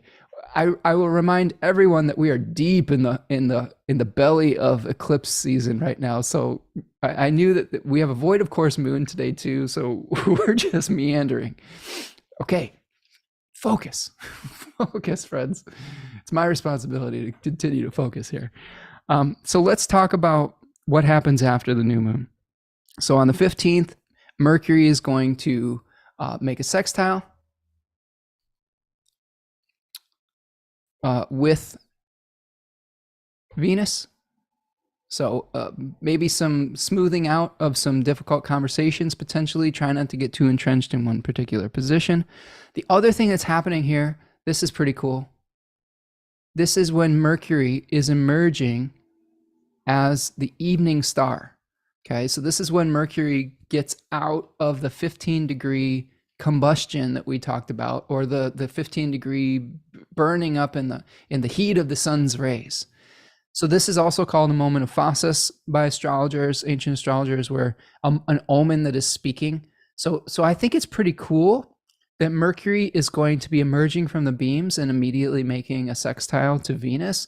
That seems to me to suggest some kind of nice news that's coming from Mercury emerging from the beams. So this is going to be hopefully a positive experience for sure. Herding cats, yes. Prudence, you're a cat. You're a cat, Prudence, you started this, didn't you? Rachel, in Ireland, we have a fierce debate about whether milk goes in the tea first or after the tea is poured. Argument traverses culture, science, culinary arts. Yeah, we can have debates on stuff. Just keep it civil, right? I think that's the key. You don't have to, just because you disagree intellectually about something does not mean that you have to call into question someone's entire being and character. It's not worth it. We can have friendly debates, and then eventually, if we get to a stopping point, we agree to disagree. Jolene says, dying over here, Spencer needed this playful banter so it can be done. Oh yes, we're herding rabbits, Kate says. Just all you rabbits jumping around. Well, I'm glad that the community is enjoying this. I'm here to serve, and provide guidance and entertainment. At the end of the day, astrology is for entertainment purposes only. Please, isn't that the disclaimer that we have to make all the time? Please do not use this advice to make major life decisions and whatnot, or investment potential or whatever. I have to say that all the time, especially at the sports stuff, like so that people don't bet their life savings on my my hopefully just playful predictions. Okay, so Mercury emerging from the beams as the evening star. Again, Mercury is out of bounds. This may be something where you're starting to get very passionate about an idea. Remember that this is the decan that is associated with enthusiasm. So you may be very enthusiastic about an idea as Mercury moves from the beams and start to be able to make movement on it, because Mercury will be starting to separate from that square to Saturn. So the blockages that you experienced when Saturn was squaring Mars may start to alleviate a little bit, and you may start to move forward a little bit as well. I'm not going to get into food arguments with you all today. Yes, Mercury going into Sagittarius. So let's go to the 17th. What is it? Is it 5 o'clock already? Jesus. Folks, we're way over time here. Luckily, Tanya's at an event today. She's at something called Creatures of the Night, which is like a Halloween thing through the park system that she works at for like little kids. It's like a trunk or treat, and then they go off and try to find owls in the woods. It's a cute event. She's there late, so I don't really have anywhere to be today. But we should keep it rolling though. Please, if you are new here, we try to keep things a little bit efficient and more on track. Please don't unsubscribe because of the energy of this void of course moon today. Or if you like this energy, subscribe. Hit the like button. So the 17th, we have some trines. Okay. After the new moon, we have a number of trines between the Sun and Mars and Neptune, pretty much the same day, one right after the other. So we're going to have this time where the Sun and Mars are going to be trining Neptune, and this is going to be a precursor to the Mars kazimi. Okay, precursor to the Mars kazimi. So we will have this energy of dissolving, but in a way that is a harmonious dissolving before we get to the kazimi moment. Okay, so it's a very watery trine. It's something where we might be feeling very emotional. We might be learning to let go of something. The tears might flow around this period, but it could be very cathartic. And the letting go of the emotions could lead to a later rebirth and later sustenance in some area because after you compost the old form, it later becomes food for the new form that wants to be born. That's the whole concept of death and rebirth and compost. Nature shows us the way, right? So, let it out. Let all of the tears and the emotions go at this point. And then when we get to the 18th, here's our Mars kazimi, right? So here is the trines, and then here's the kazimi, the conjunction of Mars and the Sun. So Mars is being reborn in the heart of the Sun in a very, very powerful place. I think this is the first Mars kazimi we've had in Scorpio in a long time. We've been having Mars kazimis in Libra, I believe, for the past however many years this has been going on. So this to me is a very powerful birthing moment for martial significations. Now, is that a good thing? I'm gonna play both sides of the fence. I think that it could be very good for, this is like, Mars is a knife. Okay, this metaphor is important. Mars is a knife, and a knife can be used to cook, and a knife can be used to kill. So you have to decide at this Mars kazimi moment: are you a cook? Are you a chef? Or are you a murderer? Okay. And sometimes the lines between those two things get blurred too. We have some amazing butchers in the audience as well, and sometimes death is a part of cooking, and sometimes you have to kill something to eat, right? So this is the harsh realities we have to come to at some point. So this could be collectively, This could be the birth of like really intense conflicts potentially, or it could be the birth of like finally letting go of old forms that aren't serving us. So you'll see this play out over a long period of time. Again, Mars is going to be under the beams, protected by its chariot position through Scorpio. But like Devin was pointing out earlier, it will be combust once it moves into Sagittarius. So that is problematic. Once Mars moves into Sagittarius, then it's really being harmed by the sun underneath the beams. And eventually Mars will escape the beams of the sun at 3 degrees of Capricorn in early January. Okay. So we will have a more effective Mars. We'll have a powerful Mars in Scorpio season. We'll have kind of a debilitated Mars in Sagittarius season. And then finally, when we get into the Capricorn phase of it, it becomes very empowered once again. And we'll start to see some of the results of the actions that we initiated around this period of time. So just pay very close attention to the Mars, the Scorpio topics in your life. But also, like we were discussing with like and girding, pay attention to the Aries area of your chart as well, because you could see those two topics be connected.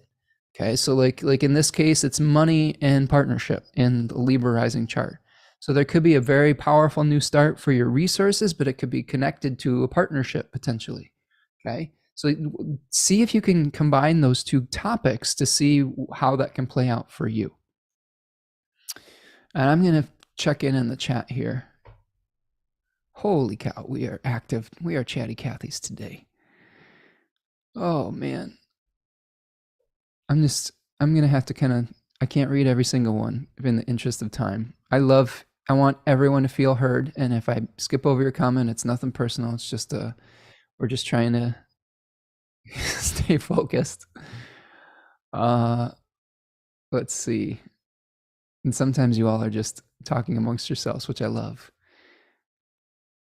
Khadijah says, thanks for keeping me company while I make my affirmation bags. Make me an affirmation bag, Khadijah. Send one over here.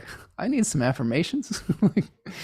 Yes, Creatures of the Night does sound like a fun event. I don't know if I've been to one, but it's a good service that she does over there. Carol says, we come for the astro and stay for the ramble. Yes, well, you're getting the ramble to astro ratio is a little bit unbalanced today, but I'm not going to claim total responsibility for this. You all have been guiding me towards some rambly rabbit holes today for sure. But that's okay. I want you to feel that we can have all sorts of, that we can discuss difficult issues and still be friendly about it and try to find harmony even with things that we disagree with. I think I always aspire to model that type of behavior here. I will get passionately upset about certain things, but mostly it's about systemic things like people putting chemicals on their lawn. Like you'll see me get angry about that more than just like, oh, I disagree with this person about this very weird technical thing. My soapbox for this season, try to leave some of the leaves for the pollinator insects. And a lot of the times leaves and cocoons will look like leaves, and if you chop them up or if you just put them in the dump, you're not letting the moths that overwinter or the insects that overwinter. So a lot of the times the leaves will actually feed your lawn. They're not going to kill your lawn. So let's let leaves be. Let's leave the leaves. This is something that I think is something to rally around. Devin says, yes, 32 years since the kazimi. Austin Coppock uses the metaphor that this is an older soldier who's seen it all and being put to rest, and a young, hopeful warrior being born. Ooh, that's a good one. I will admit that I have had less time to consume Chris and Austin, and I don't even think Kelly's on there anymore, but the astrology podcast content. When I first started studying traditional astrology, I was trying to listen to two or three of those a day just to get caught up on my walks and stuff, which was what I do love, that Chris creates a ton of content. He has so much endurance, even more than me, and I feel like I have quite a bit. So I'm don't know if I always get the little nuggets from Chris and Austin lately, but I like that one. The old soldier, because it's Mars, and Mars associated with soldiers, a new soldier being born. So maybe there will be new concepts that will be willing to sacrifice and to defend. I think that this is another thing. If we piggyback off of Austin's very good metaphor, Mars in Scorpio is, again, not usually the initiator of a conflict, but they will finish something. I think of, like, Mars in Aries is like kind of the berserker, right? It's just like they don't care about collateral damage. They're just going to plow their way through something. Mars in Scorpio is like a ninja. It's like we're going to conserve our energy. We're going to go right to the very core of something so that we don't have to waste any energy, because we are defending the dying life force. So that's what Mars in Scorpio is doing, is defending the hanging on for dear life to the last spark. And to be able to do that in the shadows is sort of what Mars in Scorpio is doing, like in very like ninja style, right? So Mars in Scorpio isn't going to enter a battle head on. It's going to like creep up in the night and like slit someone's throat while they're not even looking, like kind of thing.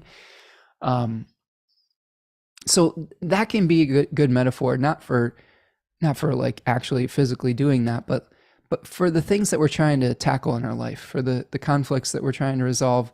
And I don't even mean with other interpersonal conflicts. Like, let's just say you have some goal that you're trying to pursue. You may not want to hit it head on berserker style. You may want to be very strategic about it. Could be the birth of a new strategic way of dealing with conflicts and problems, which I think is really positive.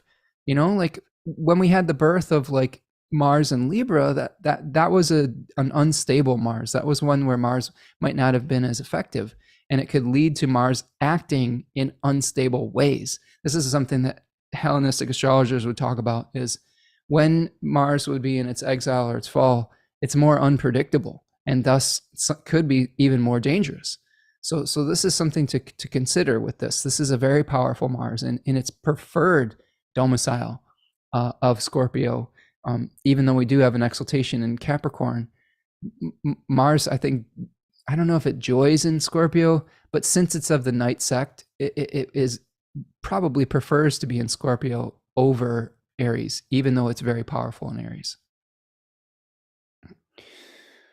Luna Storm says, what does combust mean? Where can I learn more about it? Combust basically means that a planet is very close to the sun. And think of the metaphors that old astrologers would use for that is like, there's a couple.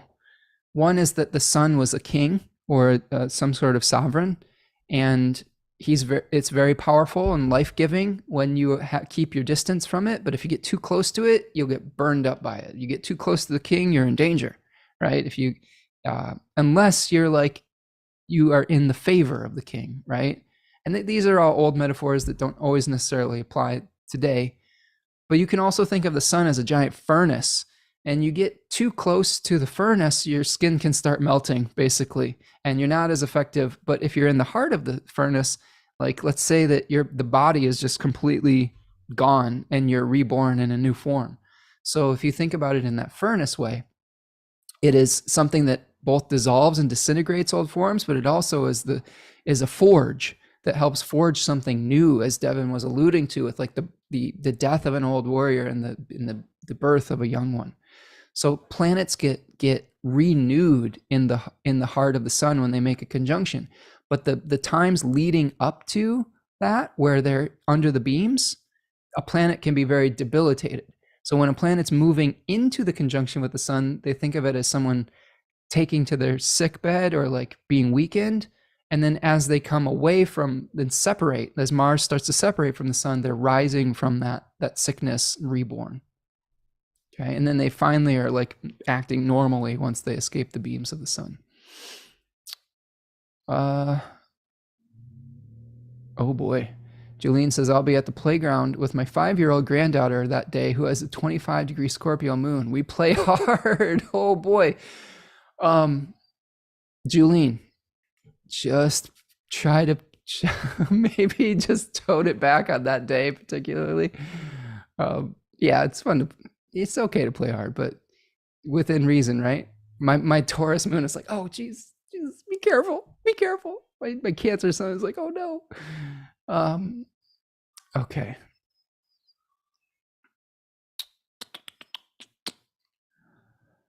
Khadija says, sure, Spencer, I make them for sun and moon. What are your placements?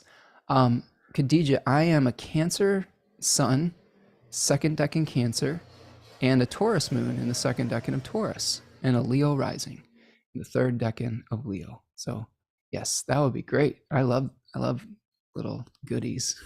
That'd be fun. Let's see. Kate says, I like the birth and death concept in Scorpio. There's a womb essence about Scorpio. Yes, I agree with that too. But it's,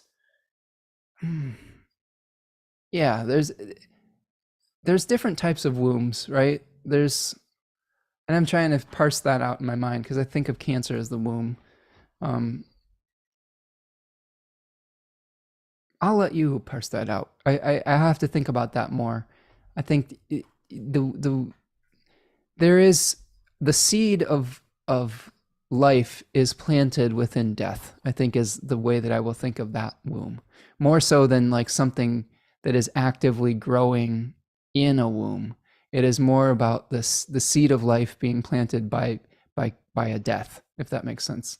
And you think of a Scorpio where they associate it with sex, and like sometimes like sex is, you always hear this cliche. Not, I don't know if it's a cliche at this point, but the little death in French, le petit mort, is that what it is? I don't know, something like that, which is an orgasm where you die a little bit during sex, and that death of the individual and the union of two and the birth can lead to the birth of something new. So that's pretty cool.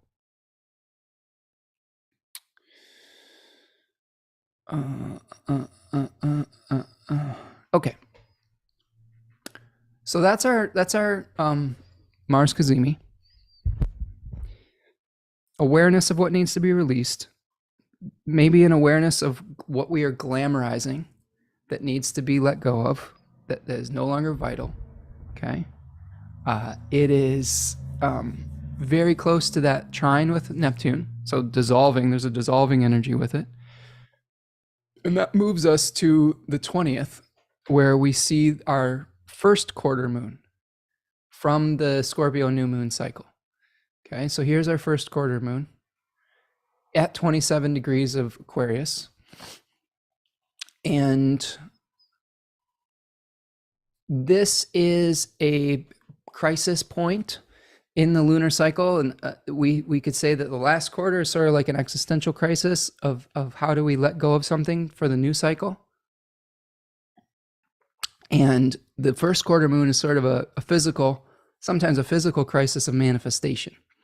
Now, crisis is a little bit of an extreme word for it. It doesn't have to be like a super challenging, crazy thing. It's just friction of a square. So this could be the tension or friction of trying to let go of something and becoming detached from the glamorization that we have of an old form that is no longer vital. Third decan Aquarius is really, it's that Seven of Swords energy where we are kind of sneaking away into the night and like going off into the unknown. So for us to be able to release the illusions that we may have by trying to keep something alive that is not good for us anymore with the sun in Scorpio 3, we just there's that tension of having to release the emotional attachment around it and become objective. So objectivity is important for this certain phase. Okay, and it's, you see that moon is really close to applying to the conjunction with Saturn too. So our objectivity could lead to a concretization of a dream potentially after this. So holding on versus letting go is the tension with this. And the sun's going to be very close to a sextile with Pluto during this phase. So you can see there's the sextile with Pluto. So Pluto is going to be assisting with like churning the waters here, so to speak. And I think of Pluto I like the way Robert Schmidt describes Pluto as a transcendental Mercury. It's a change agent, but on a deeper and more powerful level. Not that Mercury isn't powerful, but Pluto has been considered more of a collective planet. So there might be some big collective churnings that happen with Pluto sextiling the sun here. Mm. Lauren is here. Hello, Lauren. Nice to see you. Devin says, I see Scorpio as less of a womb and more of a breaking down of life into its fundamental parts to create nutrients for life, but not a place for life itself to thrive. Ooh, I like that, Devin. Yeah. Lauren says the compost heap, or like a fermentation, Scobie or mother. Yes, fermentation is a really good word for Scorpio.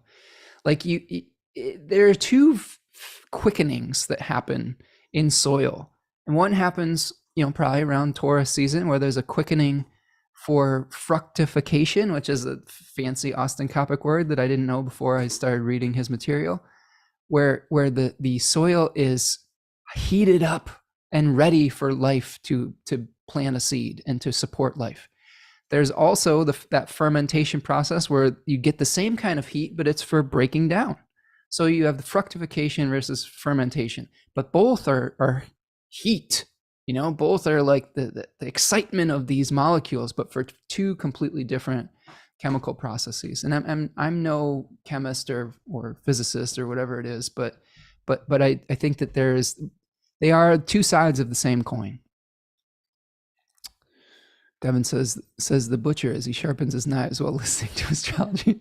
Yeah, Devin is an awesome butcher and charcuterie master. I'm always very impressed by the charcuterie types of things that he does, and someday we'll have to be in the same space, and I'll have to sample some of the wares, my friend. Kate says, now I'm thinking of the trash heap on Fraggle Rock. Yes, that's a good one. Wasn't there a lot of wisdom that came from the trash heap, though, or the leaf pile, or whatever the hell that was? They were like the wise soul of Fraggle Rock, and maybe there's some wisdom in decay, right? When we face our own death, we start to see clearly. Mm-hmm. Okay. All right, so that is our first quarter moon. The need to be objective, to let go of old forms. Let's keep going.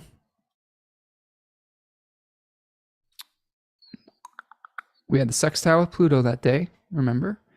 The second day after this, we have Mars making its own sextile to Pluto. So we have these patterns of Mercury, and then the Sun, and then Mars making these different aspects, the oppositions to Uranus, and then here the sextiles to Pluto, right?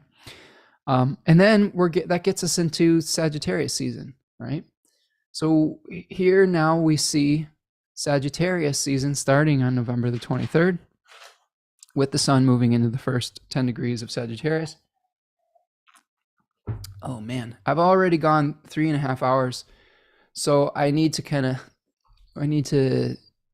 eat soon. So I'm going to hopefully be a little bit more. I'm going to get a snack real quick. Sorry for those of you who have problem with food sounds. I'll try to get away from the mic for a second, but I need some calories real quick if we're going to finish this thing off. I'm eating mulberries.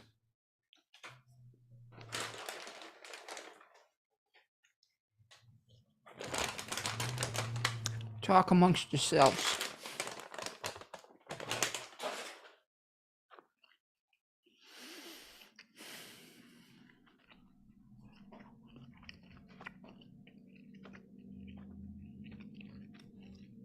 Okay. A little bit of blood sugar.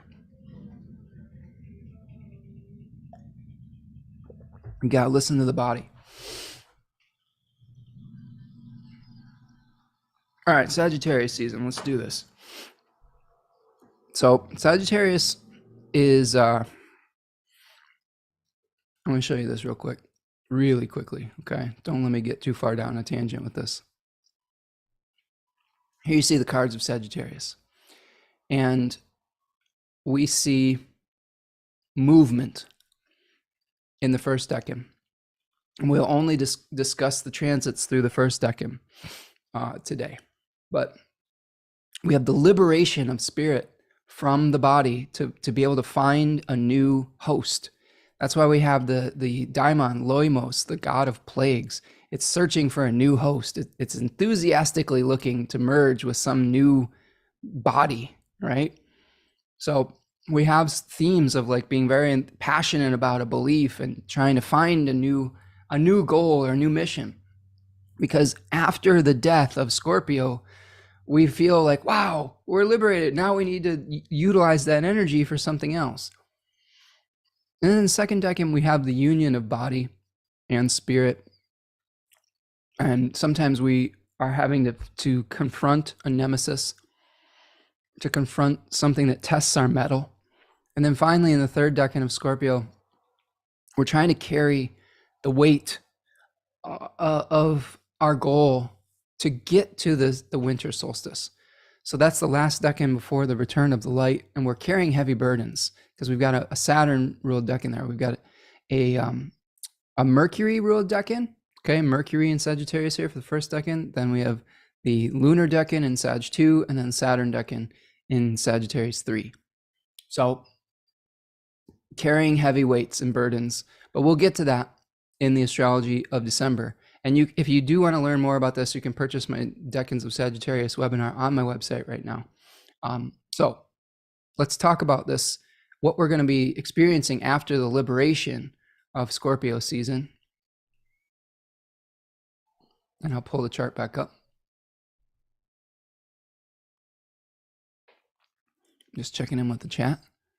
Some really awesome discussions today. Let me just take a little break before we dive into this. Do me a favor, friends. If you're still here, you're hanging out, and you're just hanging out on a Friday afternoon, please like the video. If you're not subscribed, please do so. If you're new, spread the word, share it with your friends. If you feel so inclined, there is a $sign in the chat if you want to donate to the work that I'm doing here and the time that I've spent with you here today. I do just really enjoy spending time with you, so don't feel like pressured to do that. But if you have spare change to throw in there, I always appreciate it, and it does help me to keep the lights on and buy me some time to do the research to be able to do this. I do appreciate all the comments that we get here and all the contributions. That's a great way to contribute to the channel too. It's just by your participation. So appreciate you being all being here today. So let's talk about Sagittarius season. Here is the thing that is and I'm gonna have to take this sweatshirt off, friends. I'm trying to be Spencer Rogers here, Mr. Rogers, but it's just too hot up here right now. So we'll have to put that down. Sweating. A couple things to know as the sun moves into Sagittarius. This is the third phase of November here. And it starts off, the kind of, I guess Mercury started this, but it just really brings an additional focus to the squares with Saturn. Every time a planet leaves Scorpio and being hosted by a very powerful Mars where it's co-present, it's going to sort of lose the ability to see its host, okay? Because now we have Mercury and the sun in aversion to Jupiter, and Jupiter already being a little bit debilitated by being retrograde in Taurus. It's gonna slow everything down, and especially when a planet moves into the square to Saturn, it's gonna just slow everything down in a decan that is very much concerned with moving fast, speed. Don't think about it, just do it, right? Whereas its opposite, Gemini 1, which we'll talk about at the full moon, is really about think about every single possibility. You're paralyzed by analyzing every single road you can go down. Sagittarius 1 is just like, nope, just gonna do it. We're just gonna move. Like I said, though, there's this weird, kind of condition with the square to Saturn and with its host being retrograde and in aversion, where we want to move forward quickly, but we're being asked to take things a lot slower.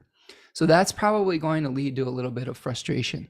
Now, this is Thanksgiving, November the 23rd, or Turkey Day, as I affectionately call it. It's actually all of the crazy bullshit narratives and mythologies notwithstanding. It is my absolute favorite holiday because I love to eat. So in my mind, I associate this holiday with the abundance of family, friends, and food. So I love Thanksgiving. I love watching my beautiful, beautiful partner do what she calls sport cooking. We smoke a duck every year. Like we are so fortunate to be able to like I'm fortunate to be able to live with what I consider a five-star chef. We smoke a duck and sometimes also make turkey and all these things. It's incredibly good. Sorry if you're a vegetarian. I used to be a vegetarian. We try to ethically source all of our meat from local farmers, and she works literally as a manager of a farmer's market. So we definitely work with humane harvesting of animals and things of that nature. But I love this holiday, and I love it even more um, since the pandemic started, because I've sort of like taken a punt on actually having to feel obligated to get together with family that I didn't get along with. So it's just an eating holiday for me now, like, which is sort of sad on some level. And I try to connect with my family as much as I can through I don't know, whatever means that I deem safe at the moment, but it's a work in progress, and we're all trying to do the best that we can. But this holiday is always fraught with a little bit of peril. And it's the peril of like getting together with extended family that we don't normally see or even vibe with. And the challenges of trying to share a meal with them and keep things civil. And there are various levels of function and dysfunction within families that manifest on this holiday. What I would recommend to you is this Thanksgiving, we are going to be running smack dab into the Sun Saturn square with Mercury out of bounds in Sagittarius, making a square to Neptune. Okay. With Mars and Scorpio coming off an opposition to Uranus. The good news, Venus is in Libra. So that's the good news. That's what can help us get through this holiday intact. What I would suggest, like any group that has multiplicity of opinions, viewpoints, whatever, choose your battles wisely. Pick the hills that you die on wisely. At the end of the day, try to have as good of an experience as you can with the people that you may not necessarily have to interact with for the entirety of another year. If you have a conflict that you can let go, let it go. If you have an argument or a discussion where everyone is espousing their beliefs on something, you don't necessarily have to participate. If you want to, that's fine. If you can do it civilly, awesome. But I'm here to say that you're probably going to experience some frustration trying to express a viewpoint around this period of time, and people are going to not have as much of the ability to hear multiple viewpoints with Mercury in Sagittarius out of bounds. I think that the listening part of it is going to be severely hampered. Okay. So if it were me and I was still doing these big Thanksgiving dinners, which again, I'm not, if I do get together with family, it's very select, tiny few at this point. I would just kind of like focus on what I do have in common with those folks. I would enjoy the food. I would enjoy just that time of being together. These are the moments that we take for granted a lot of the time. And when we tarnish it with getting fixated on like positions philosophically around these periods of time, it's just not worth it. If Grandpa Joe or whatever it is, or Uncle Doug or Aunt Fran have like don't approve of your lifestyle or whatever, I mean, within reason, if they say something weird, at the end of the day, you don't necessarily have to get into like a huge, like crazy argument about it.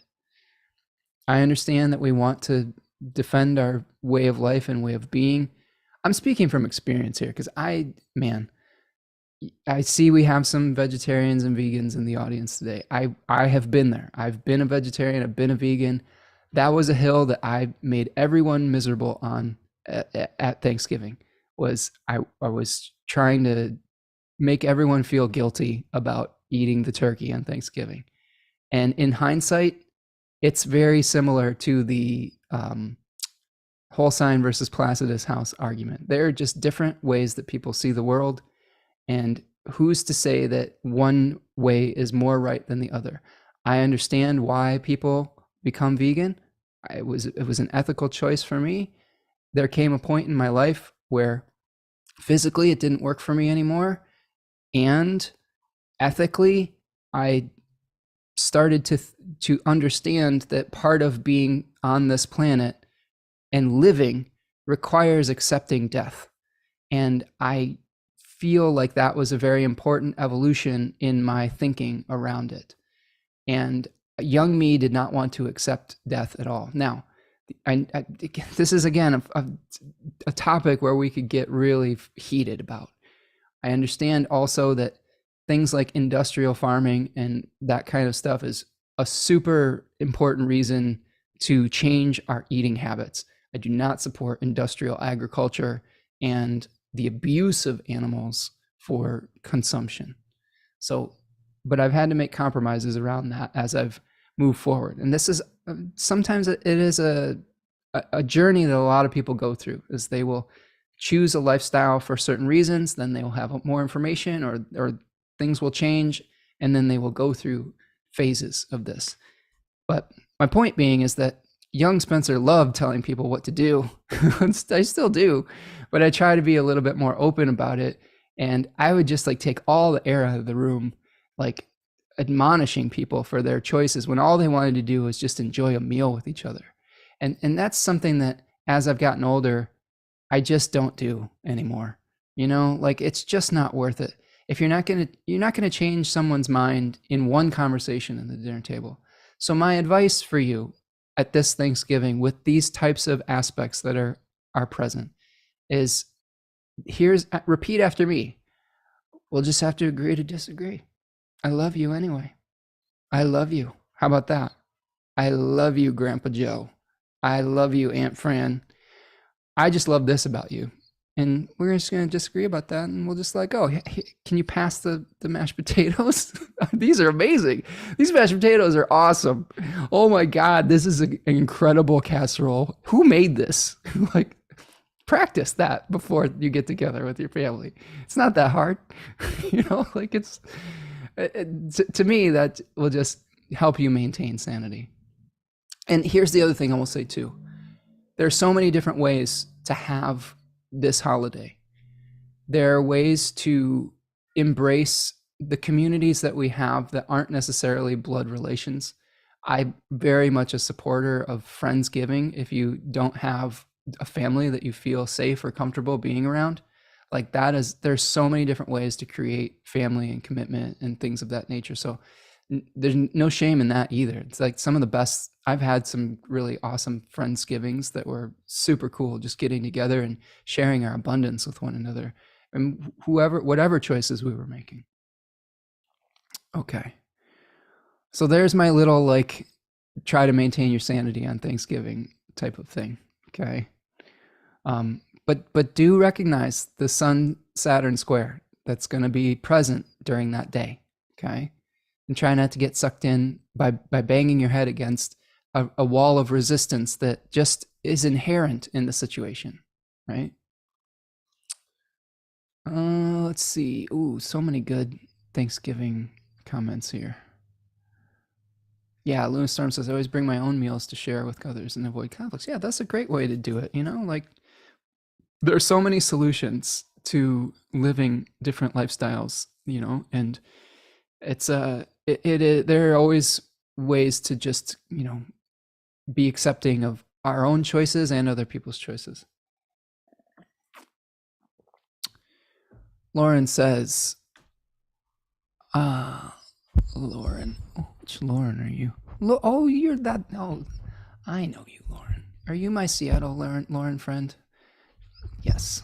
It says, I read a quote recently that resonated. Normalize leaving people in whatever reality they're in. I interpret this in the way you're describing, being selective about what battles are worth it. Yes, Lauren. Yes. Yes. And within reason, right? I mean, as long as their opinions aren't, well, here's the thing. You have to differentiate between what is really a threat and what isn't. You know what I mean? Especially if you're getting involved, dipping your toe in political discussions. You're not gonna solve years and years of differing political opinions at one dinner, right? So there are instances where it is important to stand up for your belief, but at the end of the day, I agree with Lauren here. It's so hard to shift someone's position in one interaction with them. And I have experience with this, friends. You know me, I'm pretty liberal. I try to get along with everybody and see everyone's perspective, although I can get really fixated on certain positions, and I've been wrong a lot in my life. And I had, family that was very, very different than me. I had step parents that were very different than me. I mean, you all know that I have a stepdad that was a police officer, and he's very, very conservative. And I had to find a way to survive in that household when I would go to visit them on a lot of holidays, a lot of Thanksgivings. And I just tried to find compassion for people that I didn't completely resonate with philosophically. Like the way that I got along with him is I just had compassion for where he was coming from. Like he decided to go into the work that he did because his father died in World War II storming the beach of Normandy, and he had just a shadow hanging over him, a specter of heroism and patriotism that he had to believe in to make his father's sacrifice worthwhile. And I just had so much compassion for that viewpoint that I was just that, just that I understood, having just understanding him. And I even pointed that out to him at one point. I'm like, do you think that you have some of the positions that you take about America and patriotism and things like that, and that you went into the line of work that you did to try to live up to the shadow of your father's death? And he looked at me at age 19 or whatever the hell I was. He's like, you're probably right. And that was, we had a moment, so you never know what a little bit of compassion can do for someone who you may not share a belief system with. Okay. So that's Thanksgiving.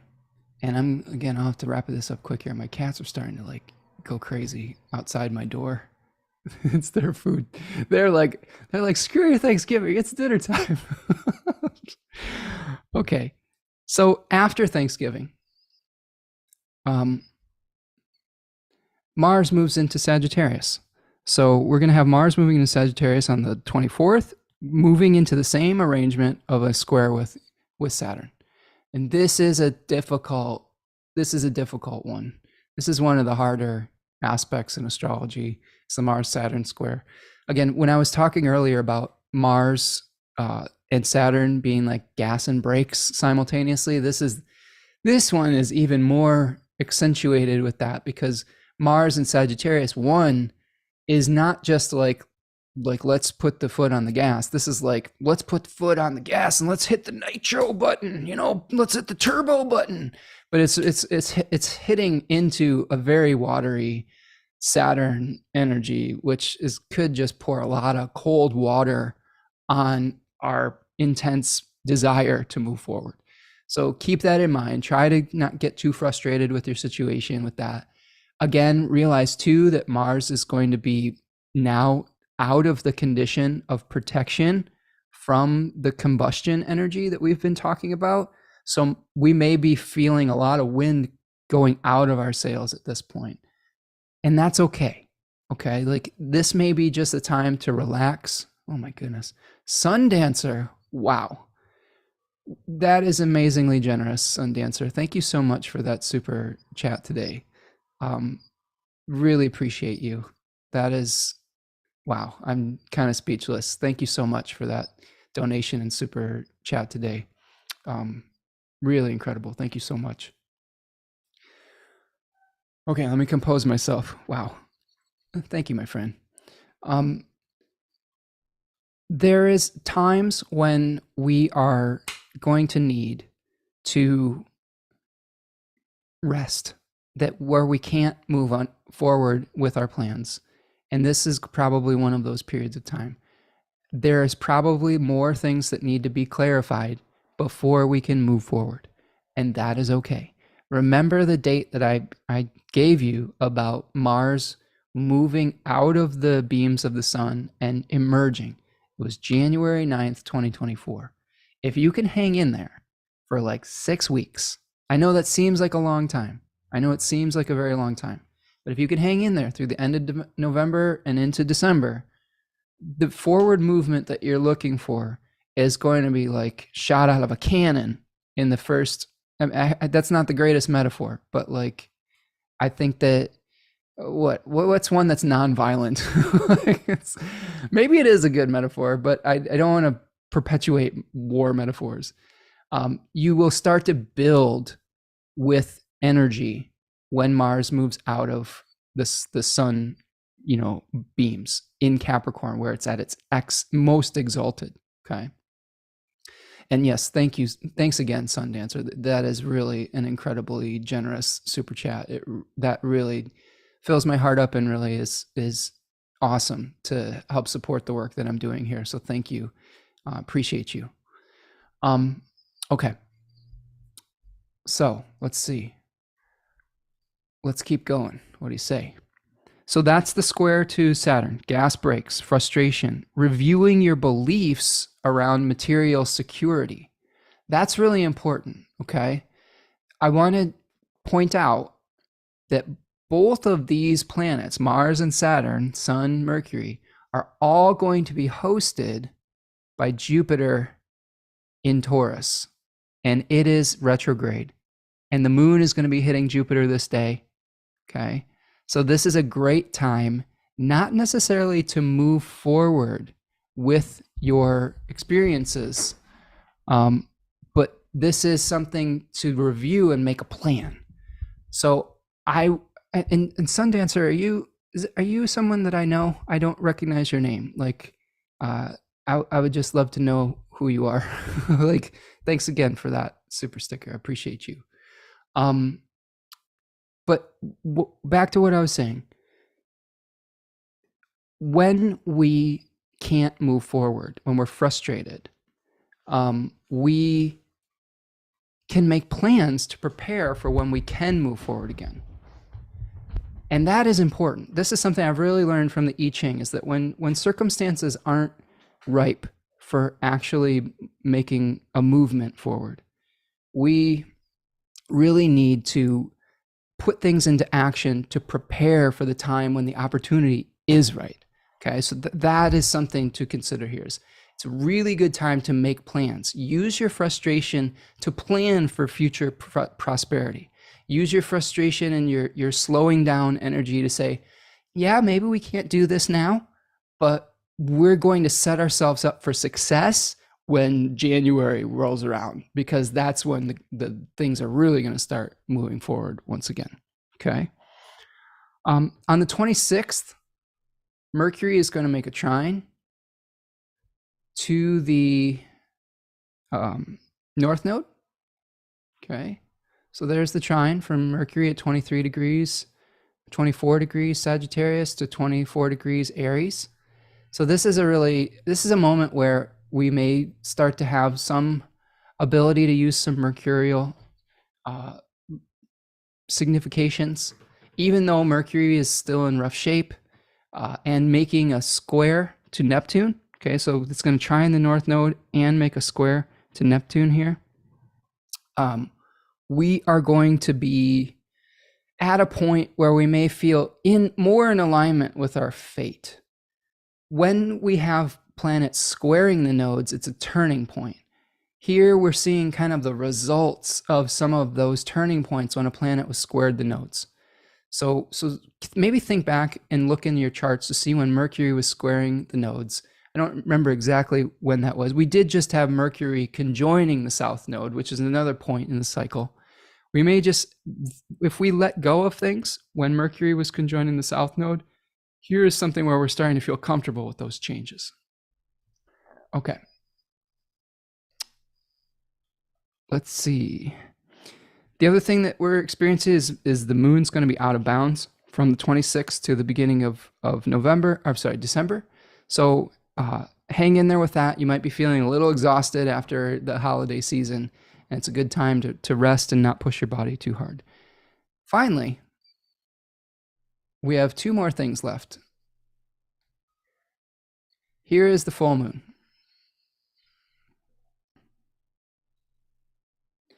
So this full moon is at 4 degrees Gemini and Sagittarius, and we'll have a whole live stream on this, so I won't spend too much time on it today.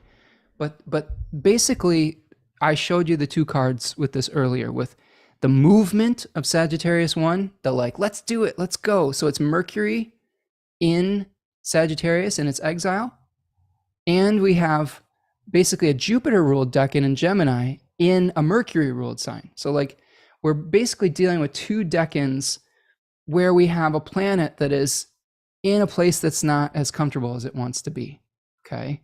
Mercury in Sagittarius, Jupiter in Gemini. So what this does is generally Mercury wants to explore options and then make a decision. But when we have Mercury in a Jupiter-ruled sign, they're just like, I feel really passionate about this one thing. I'm not even going to think about other things. I just have to move forward to this goal.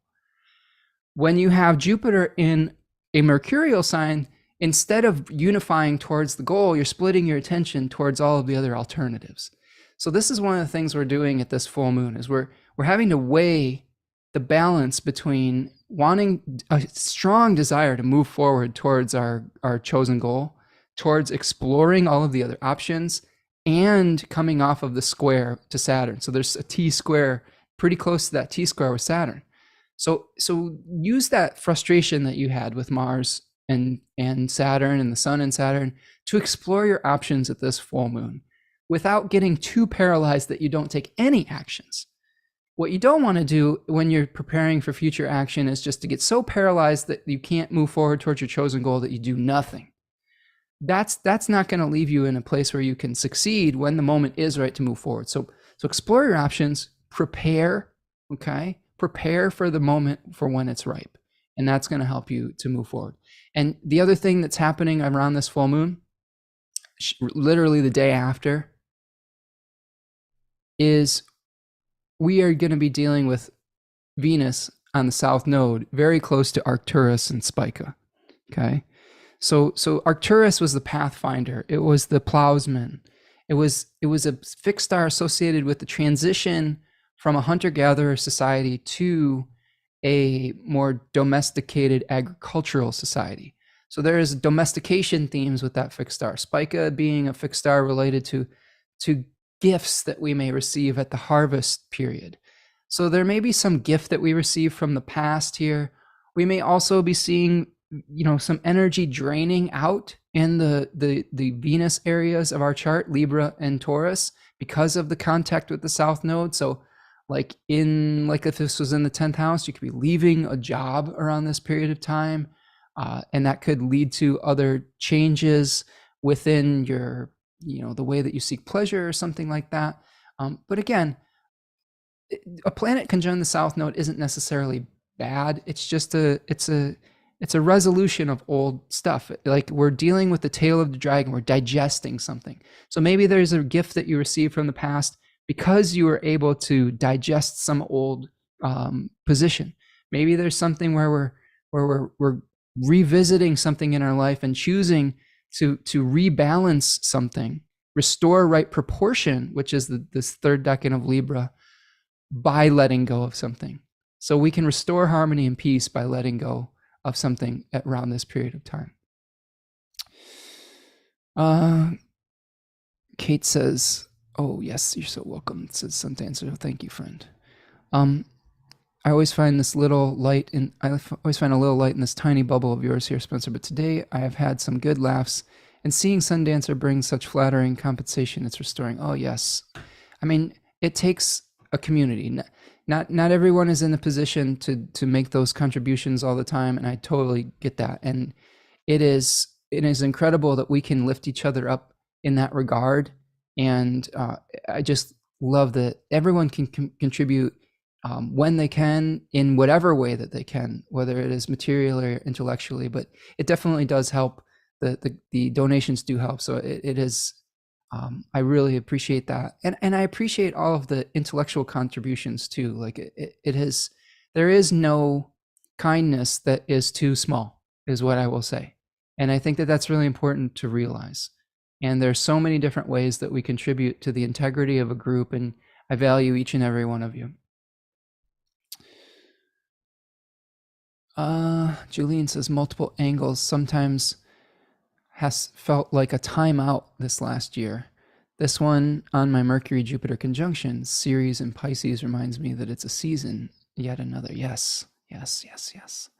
Sun Dancer says, I get your newsletter and I watch most of your videos, but I don't chat much. Usually listen while cooking, cleaning, working out. Okay. So you're like Batman. You're our Batman today. You're listening in the shadows. You're the silent guardian out there. Well, I appreciate you, Sun Dancer, and thank you for participating in the chat today and for the generous contribution. It really does help support the work that I do here. And it's great when we have someone who is in the position to do that. It helps make this information accessible for other people in the community as well. So you're not just giving a gift to me. I think you're giving a gift to the other people in the community by doing a generous donation like that as well. So again, I just want to really thank you and acknowledge you for that, and happy to be of service. Okay, friends, that is the astrology of November 2023.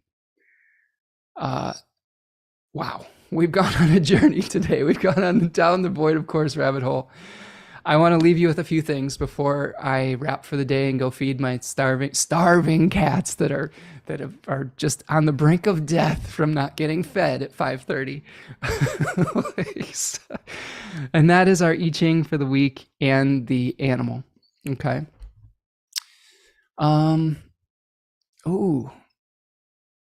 Okay, now open that registration back up and let me in. I'd love to support you like that, and I'd love to learn from you. Okay, yeah, I would love to have you in the deckin walk there, Sun Dancer. That would be super fun. If enough people reach out, I think maybe during Capricorn season, I might open up another registration window for the deckin walk. So reach out to me if that is of interest to you, and I will put together something with that, because I do love having people along for the journey.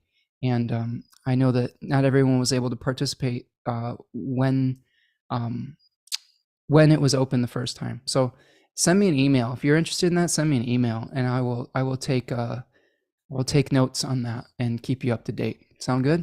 All right. Okay. So the hexagram I got for you this month is very indicative of the squares from Sagittarius to Saturn. I got number 16 for you, which is called enthusiasm, inspiration, but also preparation and planning ahead. So we have all that enthusiasm that's going to be liberated when we have everything moving into Sagittarius. And then we are going to be running into a roadblock with Saturn that's going to require us to plan and prepare, because the host of all of those Jupiterian planets that are in Jupiter's signs are hosted by Jupiter in the first decan of Taurus, which says plan, review, get ready for when you get to move forward again, when everything starts to open up for you. Because it's changing to the hexagram number 29, the abyss, darkness, maintaining faith. And it's double water. It feels very Piscean, right? Like each of the hexagrams has an elemental connection. So 29 is the abyss, like like we're heading into the unknown. So in those periods of time, when your enthusiasm runs into an unknown, that's when it's important to maintain the faith. So there are three changing lines, and one talks about sticking to your principles and having armor solid as rock. So don't be misled by your illusions. This is where we're getting out of the illusions of that Scorpio 3 experience, getting real about what our dreams, what is possible within our dreams and what isn't. There's another changing line that talks about if you're properly prepared, then it becomes the time to act, inspire others to join in. So we have to bide our time and find the right moment. And it might not be when the squares are to Saturn, but after that, things are going to start opening up. And then finally, it says, ill for a long time, that we may experience constant afflictions and difficulties during this period of time. There are going to be a few cosmic no's that happen with the squares to Saturn, and probably the oppositions to Uranus, some unexpected shocks that lead to eventually some challenges. But don't lose hope. Maintain your faith. If you are able to have, I said this earlier, but it's easy to have faith when everything is going right. It is more difficult to maintain that same faith when you're facing challenges and difficulties. But that's when it's most important. Being able to see how something could improve when it is at the darkest time and the darkest moment is the essence of faith. It's the faith that we have when we go into the winter and we know that there will be spring again.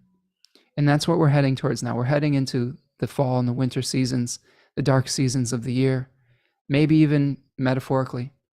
And we have to have faith that spring will come again. We have to prepare our garden beds. We have to compost so that we know that those leaves are going to create future life and future fertility. We have to make those plans for the future fertility while acknowledging death as part of the cycle. So this brings us to our animal. And the animal that I got for you is the goldfish or the koi. So goldfish or koi can grow to great size. It's just starting with a very small little goldfish. Put it in a pond and grows enormous. Transformation, growth, good fortune, and adaptability. In Chinese culture, goldfish were very lucky to have a symbol come up with that. So being adaptable. Goldfish, fish in general, they swim with the current. They go with the flow. They're not forcing anything. So open yourselves up to being adaptable, flexible, go with the flow, open to new possibilities. Choose optimism. One interesting fact about goldfish that I came across was that they lose their color if they don't get enough sun. So we need to stay in our optimism, in our sunshine. Don't let your life go black and white. Maintain the color in your life. Maintain that hope and faith. Go with the flow and swim in those serene waters. If you're constantly agitated all the time and worried about everything that's happening around you, it will be much more difficult to act with clarity when the crisis requires it. So maintain and conserve your energy to be able to have a clarity of mind so that you can make wise decisions even if things are challenging around you. You can't live in a constant state of agitation. I learned this the hard way. I used to take on the weight of the world, the weight of every single conflict in the world, especially in college when I was learning about this stuff. You just can't sustain that energy long term. Doesn't mean you don't care, and it doesn't mean you don't participate in the solution. It just means you have to pace yourself. And it's okay to take a break from it every once in a while. It's okay to rest. And when the time to snap into action to help someone in a crisis arises, then you're going to have the energy to be able to be someone in that moment that is able to help rather than someone who is depleted. So that is what I have for you today, my friends. This has been a journey. Thank you so much for sticking with me today. If you're new to the channel, we've gone on quite a journey. If you are old friends that are here today, thank you so much for continuing to show up and contribute your wonderful observations, comments.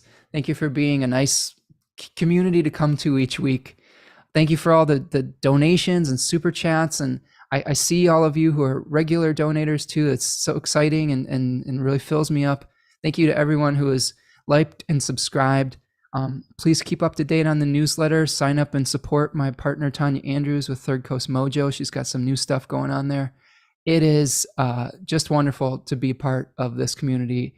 And remember that the kindness really does matter. Like, this is something we've been able to maintain here that I really, really appreciate, is everyone, I think, aspires to be their best selves in this group. And I really love that is a part of this group here, even when we're talking about difficult topics. So appreciate you for that.